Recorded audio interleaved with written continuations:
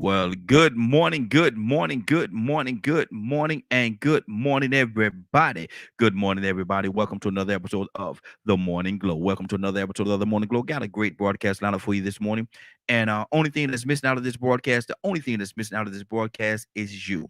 Only thing that's missing out of this broadcast is you. So we're hoping that you will call in and be a part of this conversation. You're more than welcome to give us a call at 678 381 1973. 678 381 1973. Give us a call. We'd love to hear from you. Now, I got to say good morning to my brother from another mother, but we got those same father. This is Captain Leonard. Good morning, Captain Leonard. How you doing this morning, sir? Good morning, Raheem and the Morning Glow family. Yes, sir. Yes, sir, man. Look here, we were just talking about them great games that we had yesterday, that we witnessed yesterday. And one of the things I got to say congratulations to them 8-0, 8-0, undefeated, only team in the league that has not dropped a goose egg yet. Pittsburgh Steelers. The Pittsburgh Steelers. If anybody know anything about me, they know I love my Steelers. I love my Steelers, and 8-0 Pittsburgh Steelers. Now that's, man, look, I can't remember the last time. We ain't never been 8-0. We ain't never been 8-0. We've been 7-0 before, but we ain't never been 8-0. Now I don't know who we play next week, but they better bring it because we trying to run the table. We trying to run the table. It was a good game yesterday, Leonard. 8-0. Oh, y'all definitely be there. You can't hate on 8-0. I don't care who you is. Exactly. But let's always, like you say, okay, we ain't never been 8-0, but y'all ain't never had to be 8-0 to win a Super Bowl neither. Uh-oh. No, we sure ain't. We sure ain't. Right. Yeah. You got a point there. You got a point there. But see, my thing is, see, and that's good. And you know what? Everybody's saying that the last time we were 7-0, we won the Super Bowl though. Now we That's 8-0. right. Y'all got a good start. If anybody can do it, the Steelers can, of course. You know. But you know what? I'm just trying to tell you, I'm gonna still be on my Saints side. Oh man, look here. When the Saints come marching in, because them boys, I'm gonna tell you something, they put a whipping that I did not see coming. Man, I was honestly speaking, I was excited to look at that game, almost as excited as I was to look at the Steeler game. But I gotta put them on the top of the list. But that I looked at that game right there, man, New Orleans and Tampa Bay, Brady and your boy Breeze. Man, I said that's gonna be a game there, man. That's gonna be Breeze gonna do what he gonna do. But man, shout out to that defense. Yes, sir. Defense, man. Oh yeah, that's the thing. See, I'm a defensive guy. Them guys, they throw the ball all day. They gonna score. That's what they supposed to do. Exactly. But I mean, if that defense can't hold you, it don't matter how much they throw. Exactly. I see we got a few people logging in this morning. We're going to get to our topic. We're going to get to our topic in just a few minutes. And what we're talking about this morning, Leonard, we're talking about where do you belong? Where do you belong? Where's that safe place that we can say we belong? But before we get to that topic, Leonard, and we're going to get to that topic, we know we got people logging in because of the topic. So we're going to get there. Y'all be patient with us. And if you won't call in, but right now, I also got to say, congratulations. Now, this is going to sound kind of crazy to hear me say it like this, Leonard, but congratulations to the Vice President, Kamala Harris. Kamala. Man, look here. They did that thing, man. They did that thing. What'd you say to that, Leonard? Man, it's more so about crushing the myth. Black people, you've been proving that your vote matters. Yes. People sitting around. Come on. You know how many years I've listened to people tell me, brother, my vote don't matter, while I'm out there doing voter registration, mobilization, education. Oh, brother, my vote it don't matter. They don't already pick who they wanted, and blah, blah, blah, blah, blah, from black people. Yes. Come on. Talk to them, Leonard. You're lying the truth. Ain't in you. You just sat them watch and sit them count and depend on the votes out of predominantly African American community to win this presidency. All you Negroes that sit there and you harp on everything but progress. Yes. Oh, the electoral college this, the electoral college that. You got a chance to see how it works. Do we still need it? Probably not. But this lie y'all been telling people to try to keep them from voting, this lie that y'all been telling to exploit the victimization for racial issues, it's over. Yes. Failure to do your part is the issue. Mm-hmm. Failure to participate is the issue. Yes. Failure to take a stance is an issue. Yes, it is. Yes, and on all these points, you are wrong. Mm-hmm. So you need to get with the program. We need to come back and get David Perdue out of here. Yes. Out of Georgia. Mm-hmm. For this runoff. We need to turn out like it is a presidential election. And we need to be a force against everybody that supported these values that are inconsistent with what we want to happen in America. Exactly. Exactly. Man, look at here. I'm going to tell you something. I saw firsthand, much like what you're talking about, Leonard, I saw firsthand the process. And people say, man, this thing taking too long. Well, they had to go through the process because this is the way they did it today with all the mail-ins and all the stuff. In the past, they didn't have to do that because the numbers were so decisive that they didn't have to go this route. But this one, they had to go every state by state, and we got certain states that actually showed up, showed out, and did their thing, man. They voted, and they voted Kamala Harris in there. They voted Biden in there, and you saw how each vote counted. So, Leonard, you're absolutely on point, man. Talk to them. And you have to stay organized, and you need to get with groups that are going to hold them responsible. Yes. You got to hold elected officials responsible for the decisions that they make. You can't let them go into votes not understanding the will of the people. Come on. You need to stay on your emails, send letters, phone calls, voicemail. If there's issues you don't understand, make them put them interns or what have you to work to make sure that their office explain it to you or direct you to resources that explain the bill or what have you. Take this time to learn about government. I'm a big government nerd. I always have been. So I've always studied electoral college, and I got a book over 1,000 pages to lecture from on the electoral college. So it's not a big issue for me. I know what it's about and things of that nature, but I've been teaching for years the importance of participation in a democracy. Yes, sir. I do not care how you feel about your personal choices that you have made, but do understand, if we are to continue this democracy, we got to fight against tyranny because you've seen what happened these past 4 years and how things fall apart when you lack leadership, the proper leadership. And that's where we've been for the last 4 years, man. We had no leadership. I saw last night, my wife and I was looking at TV last night, and we turned to CNN, and they were saying how Biden is he's already lining up, putting a team of people together to combat this COVID situation. He's actually putting a team together right now to combat this whole COVID situation. Where our ex-president, number 45, man, he said it didn't even exist.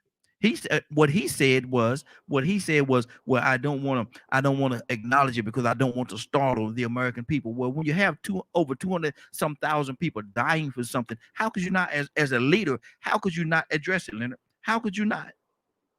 Right, and what happened is they're putting back together the pandemic response team that was there before your president got there, 45.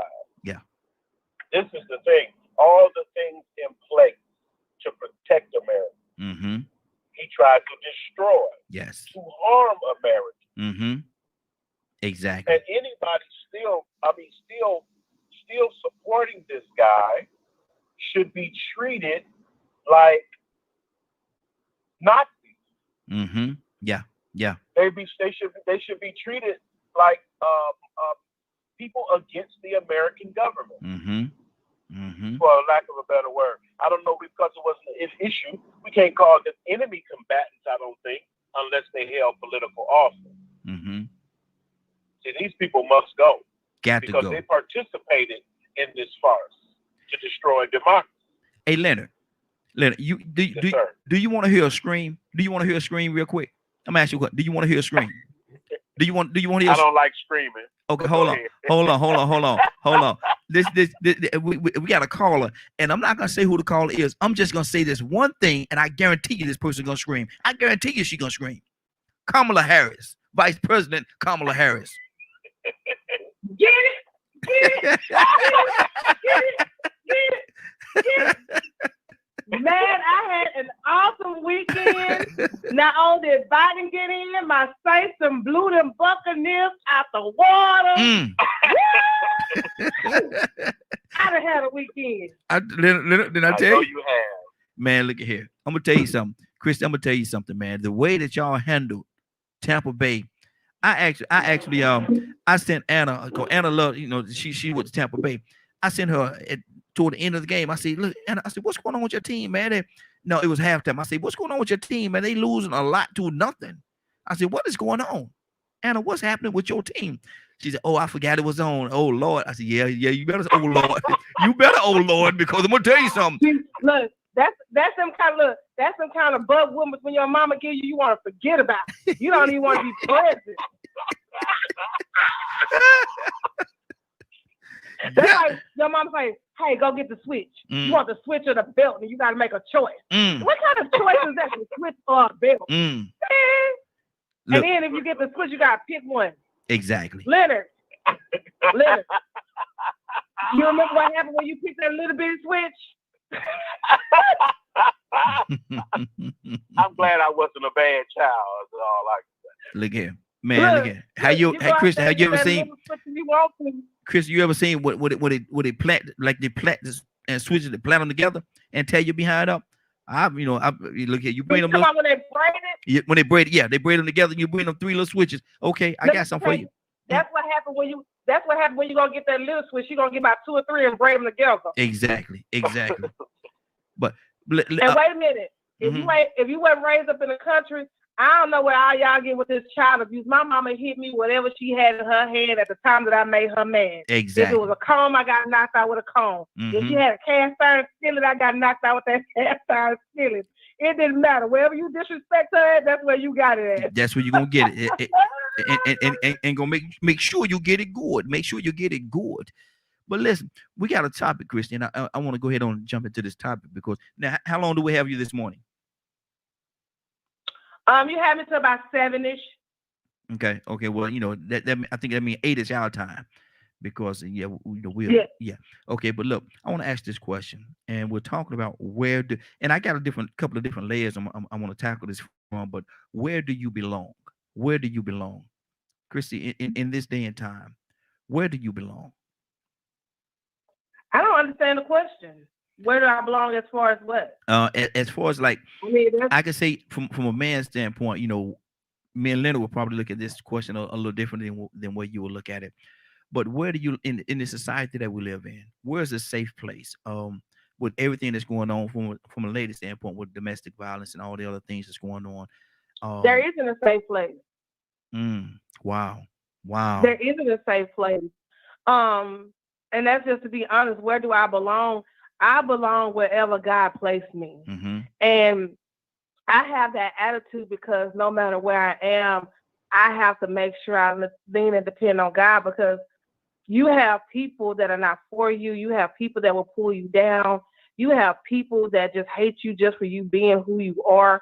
So you have to make sure that your footsteps are guided by God. And, we are passing through. We passing through this land. This is not my home.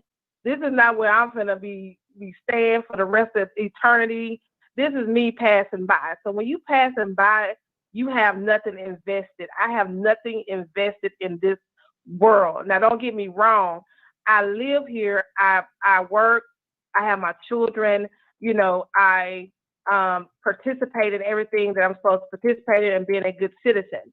However, this is not my home, so I'm not vested in something that's not mine. I'm building my kingdom. Come on. I'm building my mansion. I'm building my stuff in heaven. So all this, that's why I say this stuff right here passed away. It's like everything is going to go down but the word of God. Come on. Nothing else is going to stand. And so where I belong wherever God wants me to be. If I pray and God tells me, Chris, I need you to wake up walk down the street, turn right, and bless, then that's what I need to find myself doing.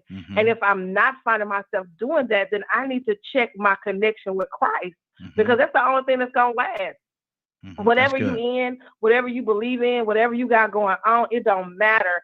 You have to have a connection with Christ. I don't care what church folk tell you. I don't care what the building tell you. I don't care about what Sister Nancy say. You better listen to what God says and know that God has said it for yourself, and be able to move when he tell you to move, because he's the only one that's going to protect you fully and love you unconditionally without motive. God loves you because he made you. He loves you enough that he died for you. He knows the number of hairs that's on your head. He said, I will lead you and guide you in righteousness. I never seen the righteous forsaken or a seed begging bread. I have a plan for you, a plan to prosper you and not to harm you. So where I belong in the arms of Christ. And that's where I want to stay. Exactly. Everywhere else is temporary. Good deal. Good deal. Now, later, I'm coming to you from a man's standpoint, and what all the things that we're up against as men. And I'm asking a question: racism aside, all the other stuff aside, where do we belong? Well, first of all, it's not a we question for me. It's no different for me. It's no different than any woman. I don't think that there's any issue with that. And one, it's not for me to decide. I have accepted the fact that I am just a vessel. So come on. It is where I serve at the time. Unlike a lot of, like I say, I'm not the traditional Christian. I'm not looking to lay down and sit down on the streets paved with gold. That's not me. I've never been that person. I am here to try to do the best I can to do the will of God on this earth while I'm here this time. I've gotten to the point now where I've seen time change in the blink of an eye. Yes. So it's no longer what it is for some people, I guess. And I enjoy seeing people do and fulfill and maximize their lives. But man, I can honestly tell you, I am just a vessel. And it's crazy and strange. And do I like it or not? No, I don't even like it. But it's a fact of the matter. Good. So, for whatever the reason is, I will be, as Christy said, where God is.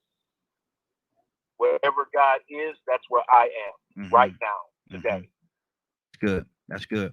I'm always going in that direction. I don't have too much of a will that's so separate from God's goodwill for men. That's good.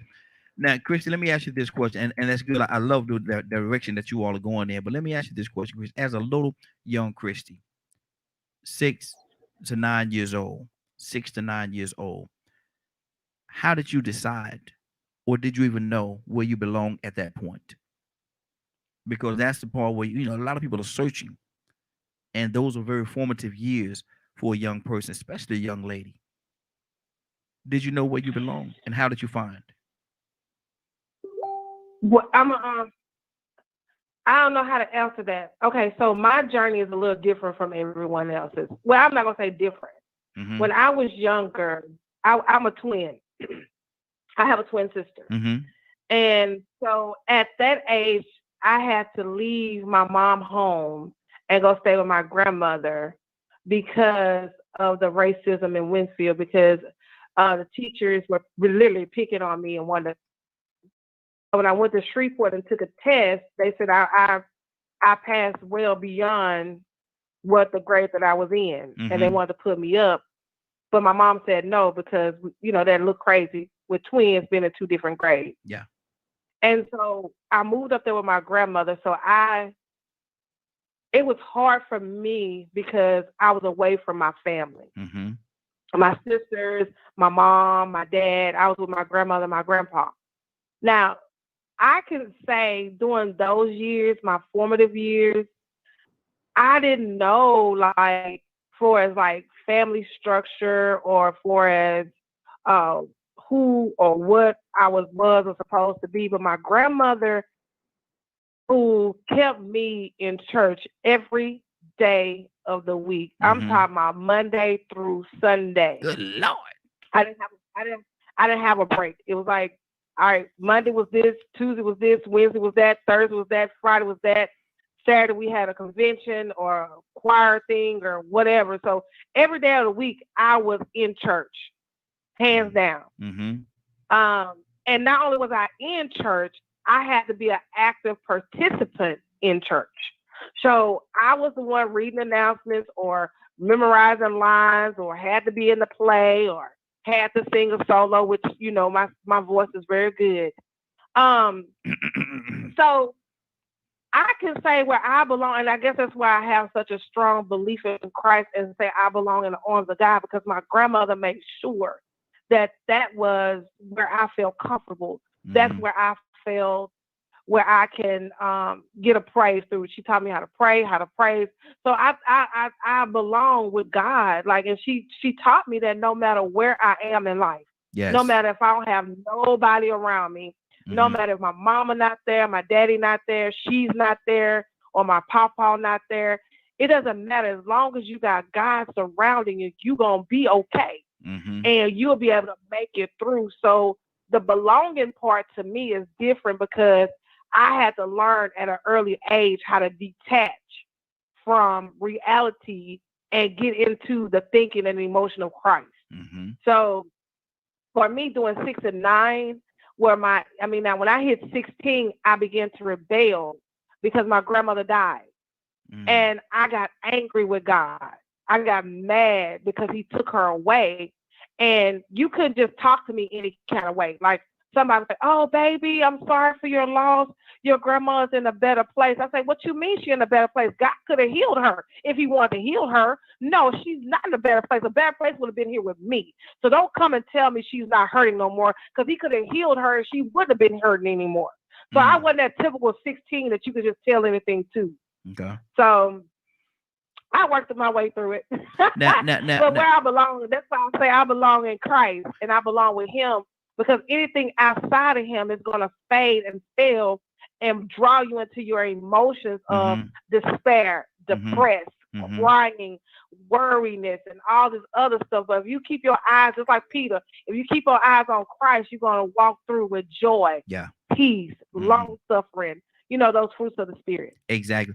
Now I'm going to go to Leonard, and we have another call. I'm going to go to another call as well. Now who in the world dialing the number? And how did that's my phone acting crazy? I'm sorry. It's okay. How did your sister play a part in it? Because when you was rebelling and going through these things, was she rebelling with you because of the fact that y'all the twins? I know you have to be fairly close. So how did she? What part did she play in it? Well, at 16, she really did. My sister always was there for me. When I say rebel, I mean rebel against, like, I didn't care whether I lived or died. I had I wrote something that said F 94 because 94 F me. So my sister was there for me. Like, we talked, because she knew my pain. I moved back there with my mom. So it was like me going to school. It was a really hard time, but my sister was really there for me. She helped me in a lot of ways to see things in a different way and to get me out of the slump that I was in. So it takes family. I knew my grandmother died before she died because I was at school crying all that day and couldn't nobody tell me why I was crying. My mom didn't tell me till after I got home from school that my grandmother had died. So it was like I already knew it. I walked in already crying, and she said, "What's wrong?" I said, "Mommy gone." And she just looked at me and she said, "How you knew?" And I said, "I felt her spirit leave me." So it was really a tough time for me. Yeah. And I just thank God that he kept me, and I had to remember, that's why I said when people lose people, and that's just me, when people lose somebody, I distance myself from them, not out of, but because that's what I needed. I didn't need anybody in my face calling me or being there, but what I needed was after that is when I come to you, that's when I needed you. to hug me and to tell me things were going to be okay. So that's why I give people their space. But my sister was there for me. She really helped me. She hugged me. She talked to me. And a lot of times I wrote. I write poems and stuff. So I wrote a lot to get through that. So exactly. That's good. That's good. And Christy, I definitely appreciate you, man, because you're so transparent with this thing, man. Hopefully, some of the words that you're saying are gonna help some more people that's going through similar or the same situation that you had to go through. Because a lot of times when God takes somebody away from us, man, we'll blame God for a long time. We'll blame, and sometimes some people don't get over it. Some people stay stuck right there, and they blame God for a long time. Leonard, what do you say to that? That's one of the things I really like about Christy. Is because whatever has happened in her life, she's still so powerful. Yes. Yes. Whatever it has happened, it didn't destroy her. She doesn't use it as a crutch. She doesn't use it for sympathy at all. She plainly states to you what it was, how it happened, and how she got through it. Yes. And how and tells you exactly, this is how I did it. Because I always will ask the person, and it's from the Bible, do you want to be healed?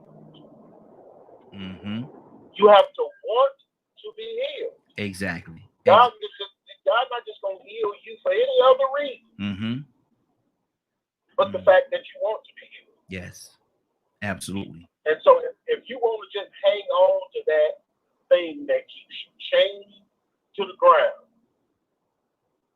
then that's very possible for your entire life. It's amazing how things are so similar. The last day I spoke to my father, I knew he would die that day. Because he looked as if he had run out of time. And he sat there as if he had run out of time. And no longer than I don't think I was in school half a day before they called and said he had died of a heart attack at the age of 41. Wow. So once you have to accept life and the responsibility that comes with it, you ain't living. I get so sad to see people blaming their foolishness on everybody else.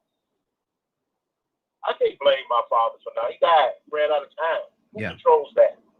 But God. Come on.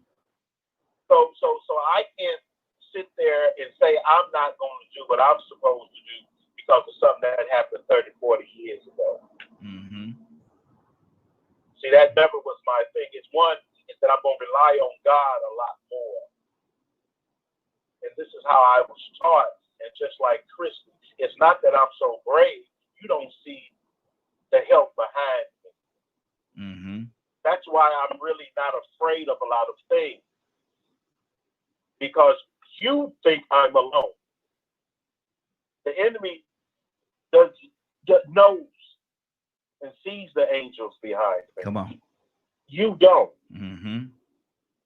So don't ever think that I'm not scared about this, that, or the other. Is that one, it is worth it to me to fight for it. Come on.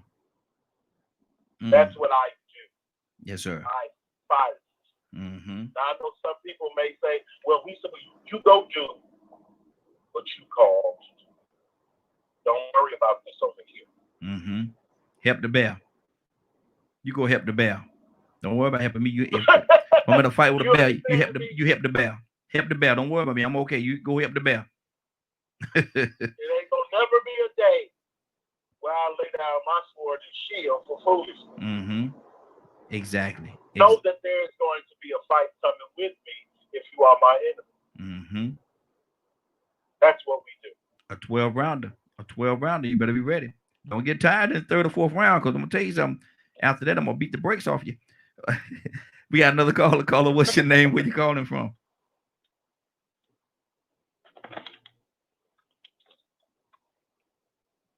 Caller, what's your name? Where you calling from? Hey, good morning. Good morning. So how you doing this morning? I'm still kicking. There you go. There you go. Like Bruce Lee. Like Bruce Lee. Say it, brother.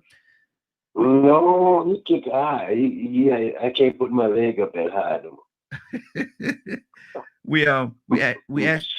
I think you tried real hard. Uh-oh. Yeah, but I'm gonna be on my back. Lord, my Jesus. But we asked the question, Donald, as a black man, as an individual, where do you belong?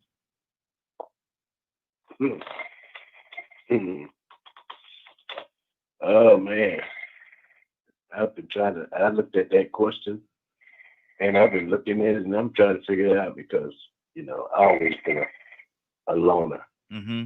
I'm good at I'm good at that. But then I'm like Christian, and my phone is ringing. I always been in church. Mm-hmm.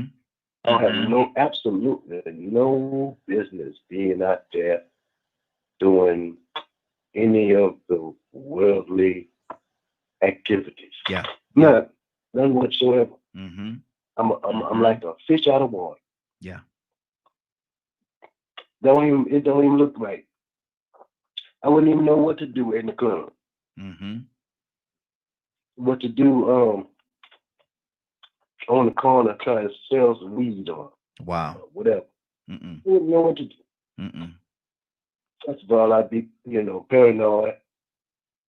And I don't like nobody chasing after me. Mm-hmm. I like my freedom. I like to come and go and talk to anybody, any kind of way. Not, like they talk to me. Yeah.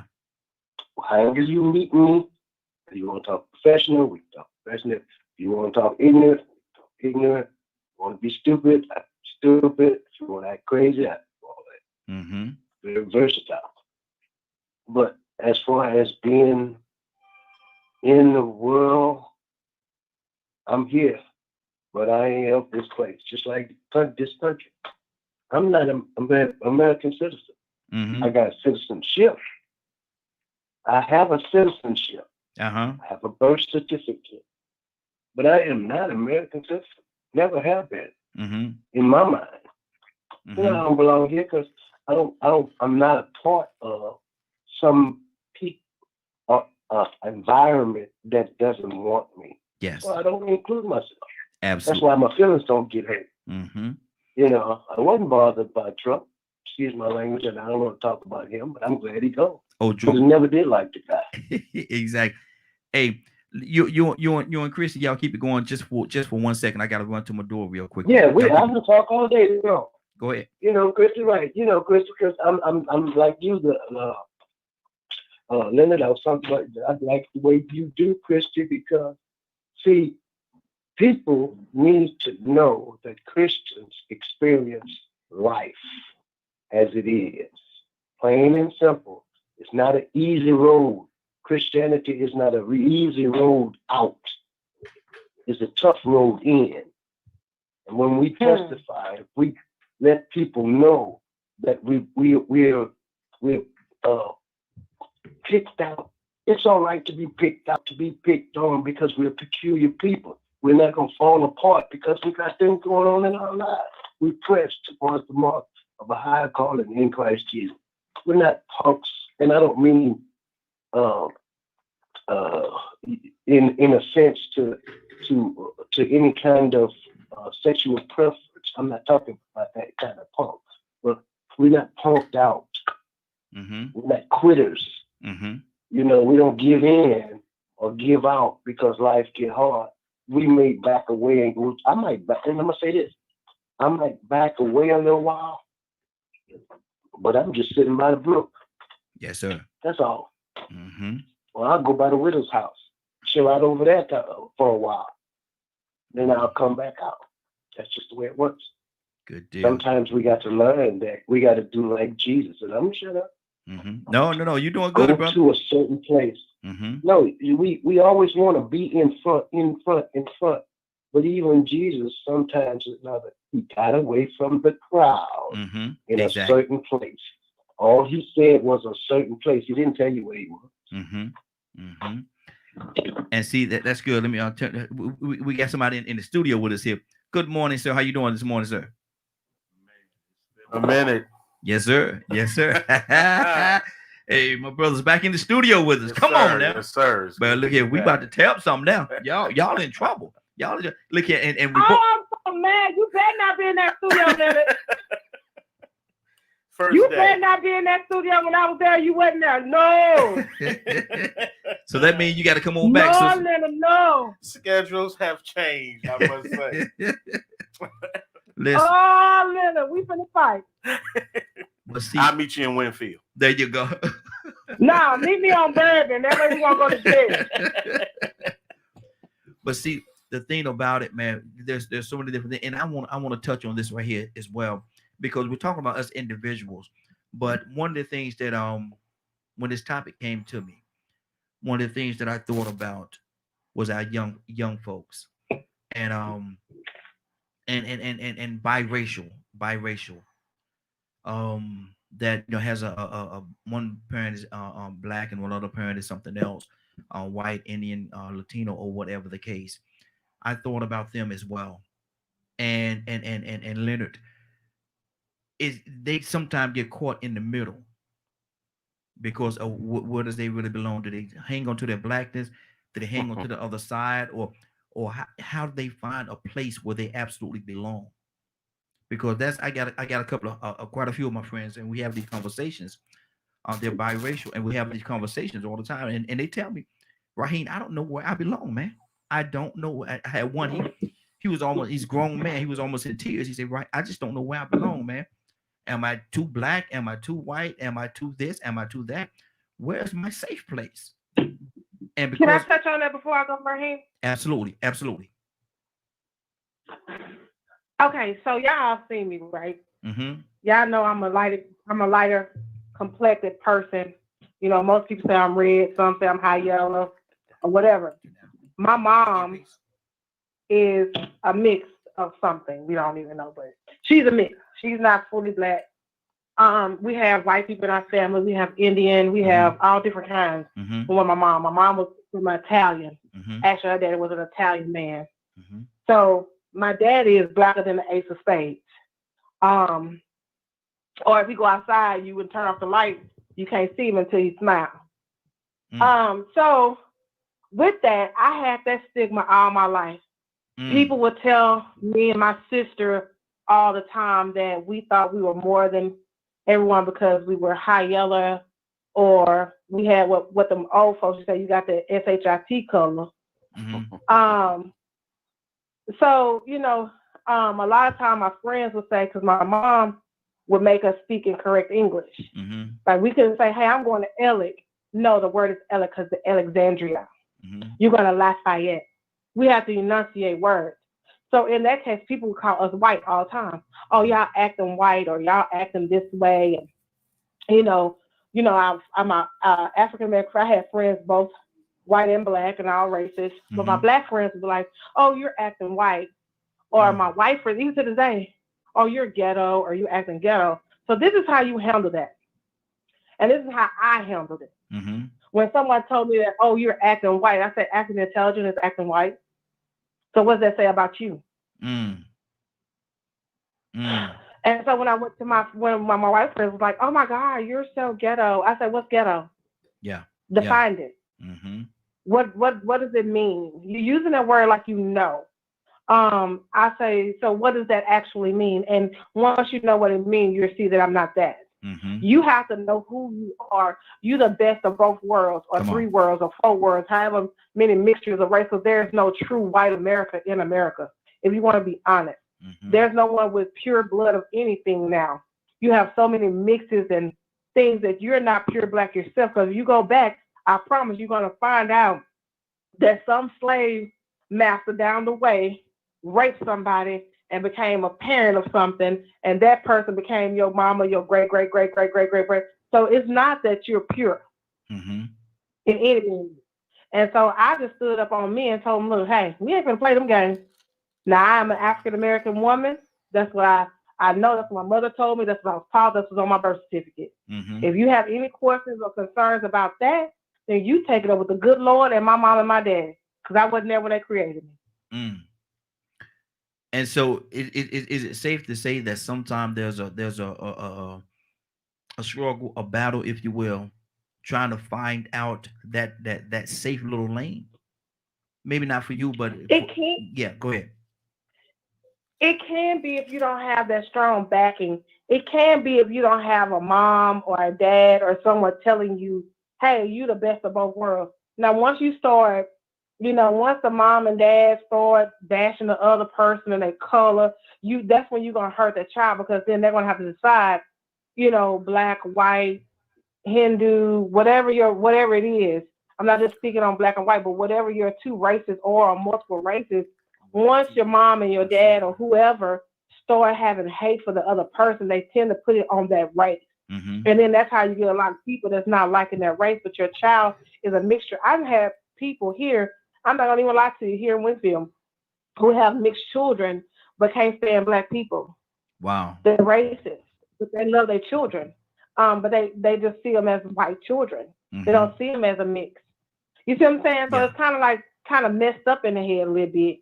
But I know me, where I belong is where I tell you, I belong with God. I belong in his arms. That's why somebody asked me, what color is Jesus? I said, why does it matter what color he is? Are you going to worship him any less because he was black or white or Hindu or Israel or whatever he was? What does it matter? It matters that he walked this earth and he died for your soul's salvation. That's all that matters. It doesn't matter his color. Like my color doesn't matter. What does that matter? Look at me and my character. Look at me on the inside. Yes. Am I kind? Am I nice? Am I giving? Am I a good citizen? Am I helping you or whatever? Don't look at my color. Look at my character. Mm-hmm. And so until we get to that point, we're going to always have race problems because people are people. You have some good people and you have some bad people on both sides of the coins, on all sides of the coins. You have an A and a B. Mm-hmm. So you have to realize that you're a good person or you're an evil person. Mm-hmm. And that's it. I don't matter what color. Mm-hmm. And see, the thing about it, what people don't understand or people don't realize, that good and evil people, there are good and evil people on all walks, and whether you're black, white, orange, polka dot, stripe, mix, or whatever, there are some good people and there are some not so good people that walk. Let me go to Donald. Donald, what do you say to that, man? Our young kids, man, our young individuals that's mixed. Where do they belong? Or could they sometimes have a difficult time in finding that safe little place? I got 4 grandchildren that are Mexican. Mm-hmm.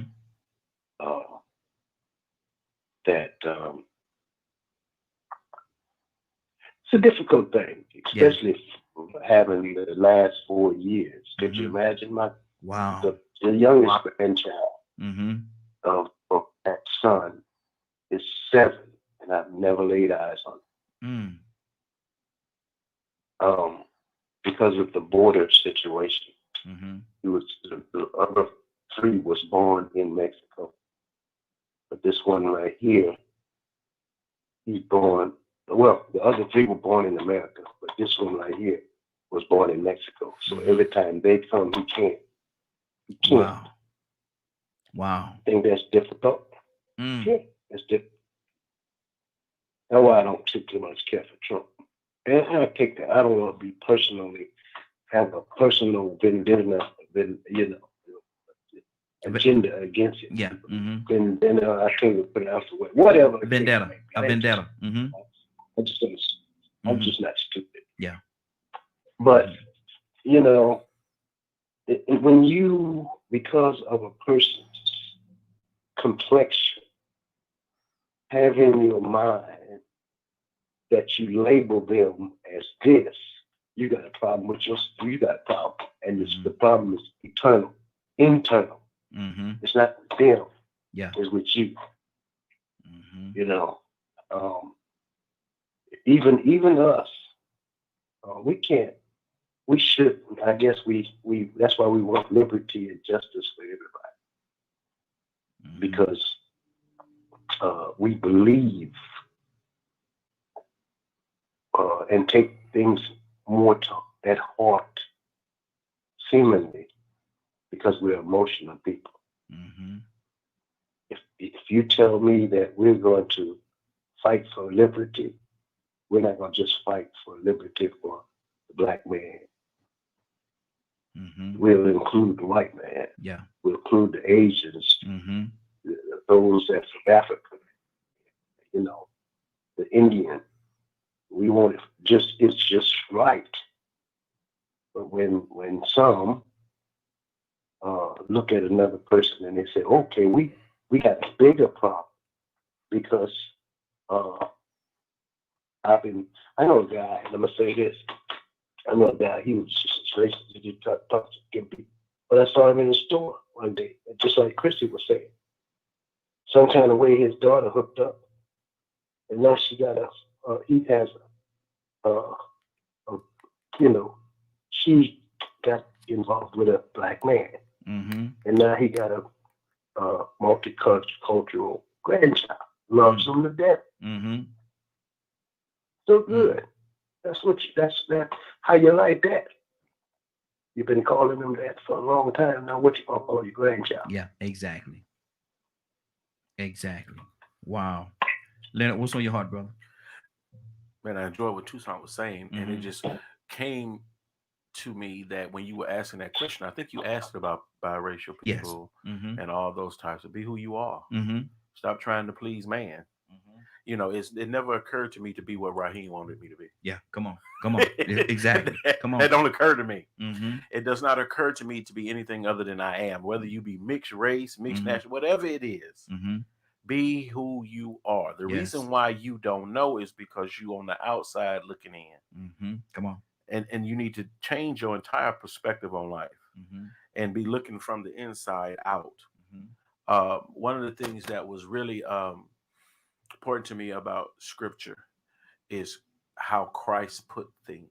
Yes. And everything was in place, and how he just really went about fixing and healing people and getting people in the right direction, because what had messed them up so bad. Come on. To where you couldn't be sick. It was somebody had sinned. Where everything you got Pharisees sitting around condemning everybody, even him. But Jesus kept doing what he was doing. Yes. And then he made remark about John the Baptist. And John the Baptist, you got to remember, there was a following before Christ came. Come on. And so John the Baptist was preaching this. And he sent his disciples. And Jesus sent them back and said, tell John what you see. Yeah. And so we have to be about that work now. Come on. Because you can't continue to just live and not say you're a Christian and do nothing. So if you are claiming Christianity as opposed to just always up in church, do some of the things that Jesus was talking about doing. You don't need your pastor permission. Yeah, come on, say it. To do the right Christian thing. work. Yeah, exactly. To follow Christ. You know, it's great to have a congregation to go to, like people like you, to share and worship. But you have to get this notion that you're going to have to be saying something. Exactly. If God is telling you something in the dark, you need to tell it in the light. Because this is the thing that will preserve us. Yes, sir. Is that we keep teaching people tomorrow, today and tomorrow. All that in the past, we can deal with it, but it can't keep holding you.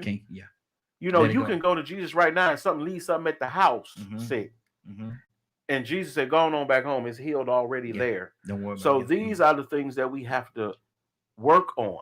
And see, and that faith is what's going to win. And they're so powerful that you said that, because it's scripture. What you just said is scripture, because there were some people that came to him while he was out and about, and he said, well, go, you are healed. Right. He told him, go ahead on. You don't worry about it. He asked one question: do you believe? And if their answer was yes, I believe. You know, one person was at home sick. He said, go ahead on. They're healed. Right. By the time you get home, you know, they're healed. Go ahead on home. Now, do you believe the woman at the well? It's so many different stories, so many different what's the word I'm looking for, Leonard? So many different examples of things that happen scripturally that you can hang your hat on, and you have to believe it. And that's a lot of times what people miss. If a preacher would take the time before he preach to talk to the congregation, you ain't got to go back 2,000 and 3,000 years to get an example. The example has to be a lot closer, especially if you're dealing with young people. You can talk about the David till you blue in the face, but that person ain't dealing about with David. Yeah. So you have to work on what are those things that you have been learning in life that would be significant to that person you're trying to talk to. Exactly. Or relate a story to.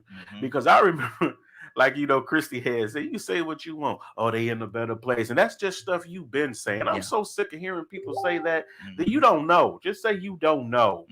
Exactly. But we get used to saying words that comfort one another and things of that nature. And we don't realize that, one, we could be so much more effective if we deal with those things that are ahead of us as opposed to those things that are behind us. And you got a lot of people, well, our ancestors, I know more about ancestors than you could imagine. And what they have told me, go forward.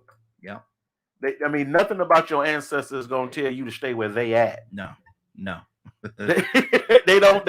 I don't know who you've been talking to or your connection with your people, but even the older people that I've watched transition, who have been like, go forward, move on, do better, have better, be better, good, better, best. If you're good, you can definitely be better. And if once you get better, you're on your way to being best. Exactly. But it's not just going to automatically happen. You have a part to play. Lay that burden down. Come on. And pick up this yoke that we have, because it's much easier. I used to wonder why some people could do certain things and I couldn't. Because like Christy said, like Tucson was just saying, we're not going to fall apart like everybody. We can't. Come on. That make us look like fools. Come on.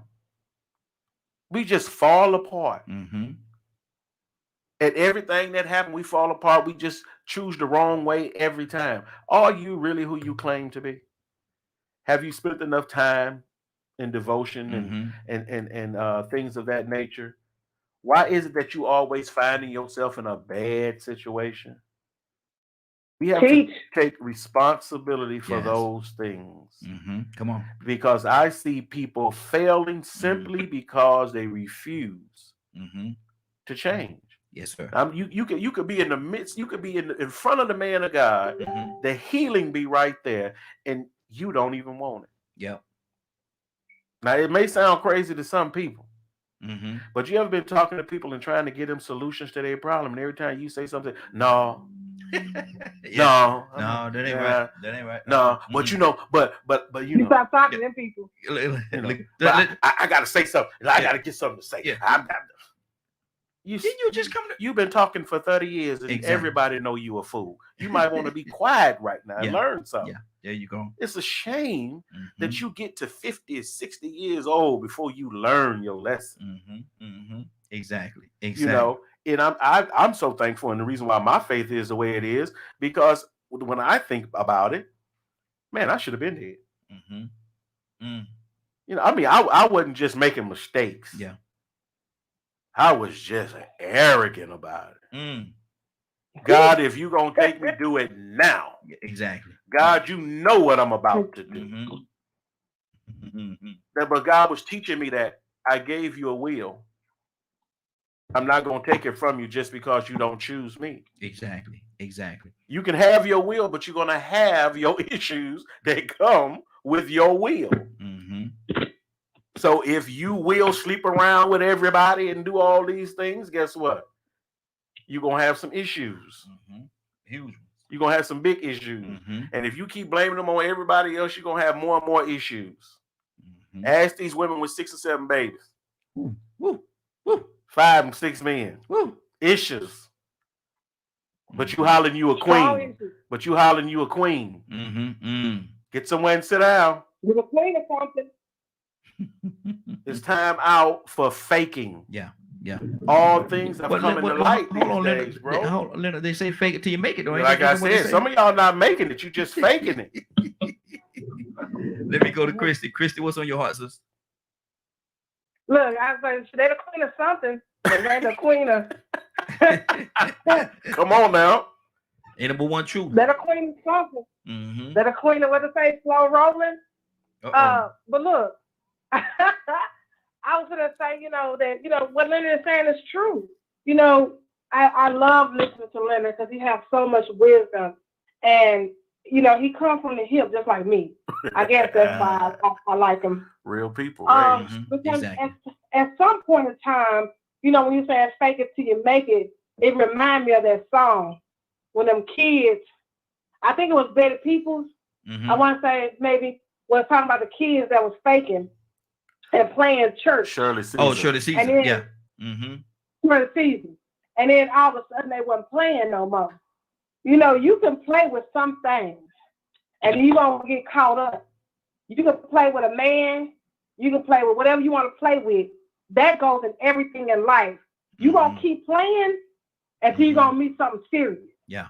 Yeah. And when you get something serious, you might not can handle what comes to you. Absolutely. So because I can tell you, Raheem, I kind of like mulled over when I said that I kind of got over it, but it took me some years. Yeah, I'm not talking like, no, okay, I'm crying at 16, I'm upset, I hate God, and then 1 month later I'm fine. No, this took some years. I did some years of damage. Wow. Look, I don't want y'all to think that just, at 16, well, she was back right. No, I wasn't back right. Because a lot of other stuff happened to me. I was raped. I was, just a lot of stuff kept happening during that time to make me even hate God even more. Wow. So it's I don't want nobody to think that when you go through things or you go through something that it's an easy process. I don't care if you're a Christian. I don't care if you're a bishop. I don't care if you're an evangelist. I don't care what title you hold. You gonna go through something. And when you go through your trial or you go through your tribulation, the one thing I want y'all to, and before I leave, I want to make sure I say this. Make sure you're going through because of God and because of his way, because say you suffer me with me, you're gonna reign with me. But don't be going through because you put it on yourself, because it's something you did to put yourself in a situation. Now you mad at God because God ain't helping you as fast enough. We have to be careful with that because the devil is tricky. Some things we put on ourselves. Just like if you go to the casino and you spend your bill money, then now you want to come home and say, Lord, I need you to help me pay my light bill. No, you had the money to pay your light bill, but you chose to go to gamble with your money. Like, we put ourselves in certain situations when we do things, but not all things are done because God gave us a trial. It doesn't work like that all the time. And when you do go through, all I'm going to tell you this, you better have some strong praying people that you can go to, that you can talk to, that you can lift you up, because if not, you're going to sink so far. That's going to take nothing but the hand of God to pull you up. Go ahead. That's why I can say I belong to God. Yes. Because he's the only one that can save me, because I went to different religions. I was so mad at God, but I still had a love for him, because I could tell y'all some stuff, but I ain't gonna just mess up the radio like that. But once she said she'll mess the radio up. Exactly. You'll mess the radio up, Christy. Good Lord. Man, I tell my kids all the time, I say y'all don't want the old Christy. Y'all better be glad I'm saved and set free and sanctified. And I tell these dudes that too. I say, because the stuff y'all doing, y'all would have got gapped. I promise you. I say, but thank God for change. And see, thank God for change. And that's the thing right there, man. God will. He can. Exactly. And I'm gonna say this last thing, and I'm gonna go right here. I know I'm gonna say this because I really gotta go, but I'm gonna say this. Anybody that's listening to this radio show, anybody that's watching it, I want you to understand you are not gone too far for God to help. And you haven't done something so wrong that he can't pull you out of. I don't care if you're a prostitute, a pimp, or you gonna put me in the corner. No, I don't care if you're a whore. I don't care what you got going on right now. I don't care. God can pull you up. He could pull you out, and he could put you on a throne of grace and mercy. We all have to go to the mercy seat. So nobody is bigger or better than anyone. You have the power within yourself, because greater is he that's in you than he that's in the world, to pull yourself up. You can do it. Don't allow nobody to lighten your shine. Continue to dim. Continue to shine. Don't dim your light. Exactly. Let me do this way. I got another caller on the phone. I want to go to that caller on the phone line. Caller, what's your, and Chris, if you can stay as long as you can stay right here with us. Hang on with us as long as you can, sister. But caller, caller, what's your name? Where you calling from? Hey, good morning, brother. This is Adrian out of Austin, Texas. Just getting on the line right here. Been a busy morning, but I just want to say praise God this morning. I'm not sure the topic, but just happy to be on the phone line. I'm requesting prayer from Bishop Adams here shortly. We had a young gentleman that just got baptized. I baptized him the other day out here, and I want the bishop to lead us in holy prayer. He's about to come by here in a minute before he takes a journey out on life. He's moving from Texas over to Idaho. He's a real young man by himself. And my heart is heavy this morning as he goes out. I asked him earlier, has he ever prayed before? He said, no, he don't. He believes in God. Like I said, he took on the water baptism, but he don't, quite understand how to talk to God and whatnot. So when Nico comes over here shortly, I want y'all to lead us in holy prayer. Okay, absolutely. Bishop hadn't got with him. I had to get in contact with Bishop and having to call on in. He hadn't called in yet, but hopefully before that happened, we'll definitely have Bishop with us. Okay. And what we're talking about today, and we're talking about where do you belong? Where do you belong? So, Adrian, tell us, where is it that you belong as a man in this society that we're living in? We just went through with 45 and all the things, the separation, all the different things that he was doing. So, Adrian, if I ask you the question, where do you belong? Where's your place? Where's your space? I believe my place and my space is working to help the kingdom, and it is to spread love, the love, like I said, that was given to me so long ago. And like the sister was just saying, the grace of God is no far. You can't go, ain't nothing in life you can do that Jesus won't forgive and God won't forgive. Keep in mind, and I won't talk long right now, when Jesus went to the cross, he was hanging between two thieves. One of them, he didn't have faith in God, and he didn't have faith in Jesus being God's son.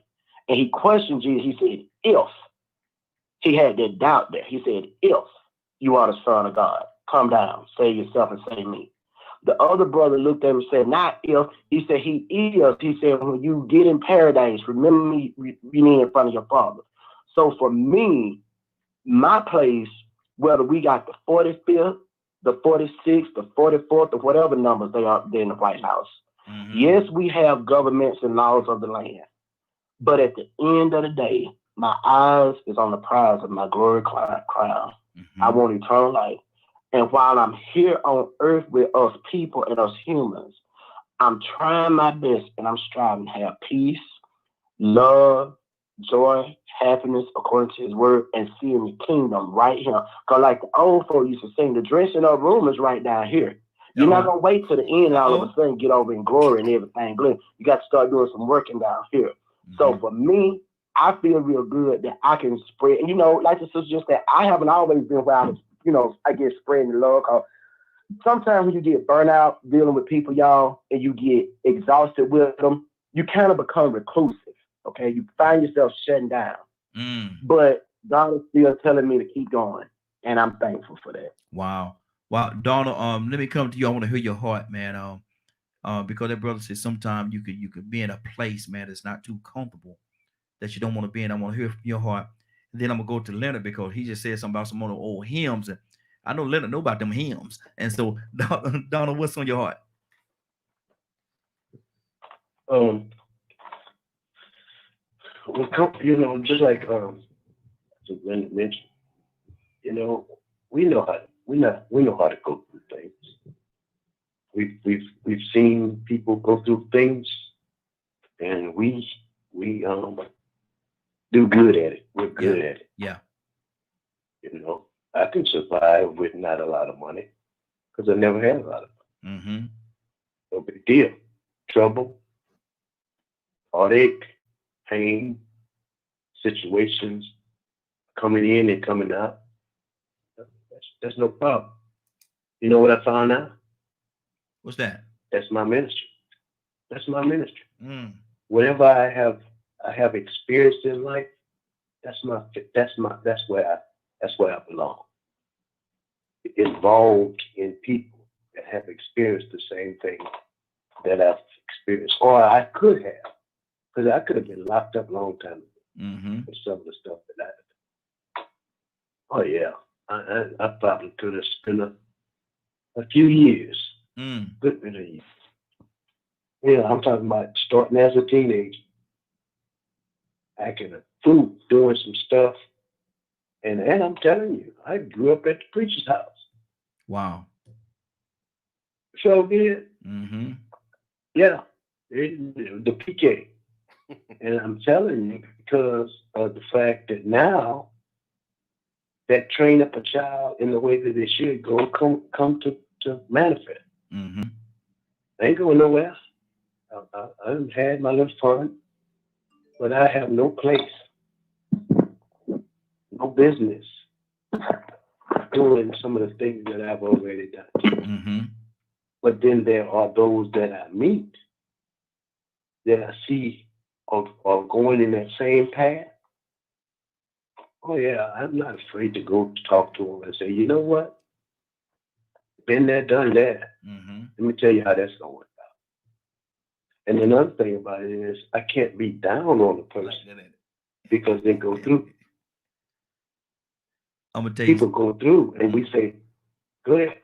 No. I was just going to tell you something. When you say that, it's a couple of things that you say that when you say it, it automatically put a smile on Leonard's face. And one of them is, you know, the dog meat, the dog meat. When you say that, but then when you also say, and I want to see how that work out for you, boy, that put a smile on every time you say it, Leonard. You might hear beside me. You know what I mean? You know what I mean. Yes, indeed. Because I know exactly what he means. You can look at a person and say, "Oh, I see how that." You go right ahead. I can see how that's gonna work out. Exactly. That's how I was raised, Donald. That's how I was raised. I never, I used to get on my mother's case when I got older, and I used to say, because she never told me no. Yeah. She never told me no. Never. I can never remember. But one thing she did say. Let's see how that work out. Yeah, exactly. And you do it, whatever you big and bad enough, you think you big and bad enough to do, you go right ahead and do that. And we will be right back here. That's that Southern mom. Leonard, that's that Southern mom. They don't know nothing about that. I tell my kids the same thing. I'm not going to beg you to do right. Because I will lay you out where you stay. And I tell my sons that now. I don't care how tall you get. I'm going to break you down to my level, boo. Come on, let's get it. And that's one of the things that, one of the challenges that challenges me as a parent is when a child don't take your advice. Yeah. Wow. And you okay. I see how this gonna go. Like Donald say, you think how that gonna work out for you. You think you know it all. You think you know everything. Okay. We'll see how that work out for you. How the old saying say, a hard head make a what? A very soft behind. and it's just when you raised to be responsible for what you do. Yeah. It's a difference. It's a big difference. And Donald says it just plain. Yeah. I'm gonna see how that work out. And you're gonna see how that work out. Because I already know. I know how it's gonna work out. See, you go ahead and go through it if you got to, but I wish you could take my advice. But if you just got to go do it, if you get and see, and Leonard, you said something. It had to be about a year or so ago. You said it was a young lady, and she was messing with this dude. You told her, don't fool with that one. And she did it anyway, and then she came back to you later on crying about it. Hey. And you said, I don't even want to talk to you about it. We don't talk about it. And you said that. You said, look, I don't even want to talk. I don't even want to talk to you about it. That's it. And I was like, wow. We're not gonna go back to this vomit. We're not gonna do that. What we're gonna do is we're gonna ask God for forgiveness. We're going to learn from that mistake and we're going to keep moving. But what we not going to do is sit here and cry about this thing. So y'all done had a conversation. Y'all done dealt with it. Now she's back crying. So basically what you're saying, you ain't going to cry with her. No. What for? What for? I was sorry for you when you did what you did. I just hope you make it. Lord, my Jesus. Bishop, good morning, sir. How you doing this morning? Man, I'm blessed, brother. How y'all doing? Hey, doing good. Bishop, we're asking the question, where do you belong? Where do you belong? And as a black man here in America, post 45 era with all this division that he's put out there, where do we belong? Where does a black man belong here in America? Well, we belong. There's no damn buts about it. We are native to this country, so to speak. We've been born. I was born here.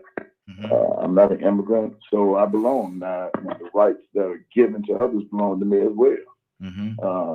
I will do everything I can to make sure that I'm seen and I'm heard. So I'm not lost or lost in the shuffle of life. This is where we belong. This is where I belong. And I'm not going to let anybody take that away from me. I love Melly. I listened to it last week. I didn't get a chance to call him too much, but I'm glad to hear him. But it's like you said, you stand up. Hey, Bishop, we got Captain Leonard in the studio with us this morning. He said good morning. Bishop. What? Man. See, you should be here, huh? You should be here, huh? Yeah, I should be there, man. If I knew Leonard was going to come, man, I'd be sitting right next to y'all. Man. I should be here regularly. See, he gonna be here regularly now. So you should be here regularly.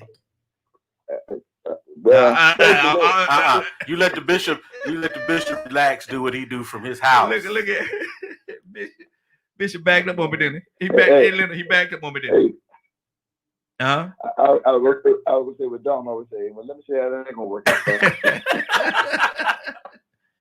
Bishop, we also have a gentleman on the phone. Adrian's on the phone with us, and he said there's a young man that that's gonna need you to pray for him this morning. So we're waiting on him to Adrian to give us the okay and let us know when the time is, and want you to pray for him this morning. But before we do that, let's go to Christy. Christy, what's on your heart, sis? What's on my heart? You Christy. said me? Yeah, Christy. Man, y'all are funny. But this topic is so needed, because we never know what people are. And a lot of times people want to commit suicide. A lot of times people want to commit different things because they don't know where they belong, or they feel like they don't have nobody to talk to. Nobody cares about what they're going through. And, being suicidal or even being into a depressed state to where you are so sad or you can't even function. You got to take a pill to wake up. You got to take a pill to go to bed. You got to take a pill to eat. You got to take a pill for this and a pill for that. And some people feel like they live a miserable life. And so with that, I just have a heart for people because I know the things that I faced in my life and how hard it was to climb back up so many times that I done failed and climbed up. So I'm not your average minister. I don't pretend like I've never been through nothing. I don't pretend like I don't have skeletons in my closet. Matter of fact, I open the door and let you see all my skeletons, because one thing I've learned, that if you're not willing to show your skeletons, they're still in your closet. That means you're still dealing with it. And it's not a skeleton because they have full flesh and bones, because you're still feeding it. And whatever you keep on feeding, it's going to come out. So it's going to have legs and it's going to begin to walk out and destroy your life. So once you shed a light on anything, there's no more darkness. So whatever you're facing, whatever you have, and I'm gonna say, whatever it's addiction, whether it's sex addiction, alcohol addiction, drug addiction, whatever you have going on, I implore you to not only fall on your knees and seek God's help, but also seek help from counselors, seek help from doctors, seek help from whatever you need to do to become whole again. And in your seeking of that, it's just like, when somebody, and I'm like, Leonard, when I give you advice and you don't take it, and then what I say happen, I don't have no empathy or sympathy because I gave you a warning. I feel like God is the same way. Warning comes before destruction. You know, if I give you a warning and it happened, it's not that I'm not going, you know, have a heart for you, but it's like I told you what was going to happen when you got there. Now I'm like, man, all we can do is, you know, take the tears off and let's get to work on getting ourselves back together again. You know, I tell my kids the same way. Hey, every choice you make has a consequence, whether good or bad. And when you make that choice, be able to handle whatever consequence comes. Mm-hmm. And if you can't handle the consequence, then don't do it. Yeah. So I just feel like in this time, I just feel my heart is I feel in my heart that somebody is like about to give up. You know, somebody's at the brink of the end and don't have no way out. Don't feel like they belong nowhere. Feel like nobody care about them. Nobody love them. And I want to let that person know that I love you. Yes. If nobody else loves you, you can find out that nobody loves you. I love you through Jesus Christ. Come on. Because he implored me to love you. Mm-hmm. And I love you enough to love you out of the pit that you're in. Yes. Whatever pit you in, I just want you to just say, God, I love you. God, I thank you. God, give me another chance. Show me a better way. And begin to do the work to change. Yes. Begin to do whatever work you have to do. Whatever you don't like about yourself, I promise you can change it. I promise you can change it. But you're beautiful as is. And to my big bone sisters, my PHAT, pretty hot and tempting, fat female, you're beautiful, wonderfully, marvelously made. Don't let nobody make you feel like that you're ugly or that you're not smart or you're not beautiful, because beauty is in the eye of the beholder. And coming from one big, beautiful Black woman, I know I'm beautiful. I know God made me. I know I'm fearless and marvelously and wonderfully made.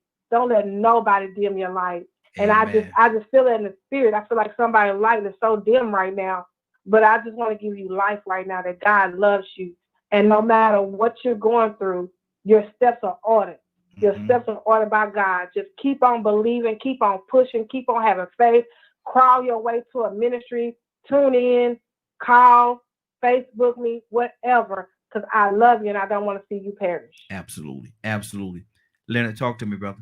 Man, I like what she said so much, because that's where it's going to come from, where I was just talking about their work.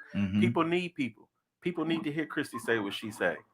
They need to get with Christy if they've been through some of the things that Christy talk about, and she can show them. Yeah.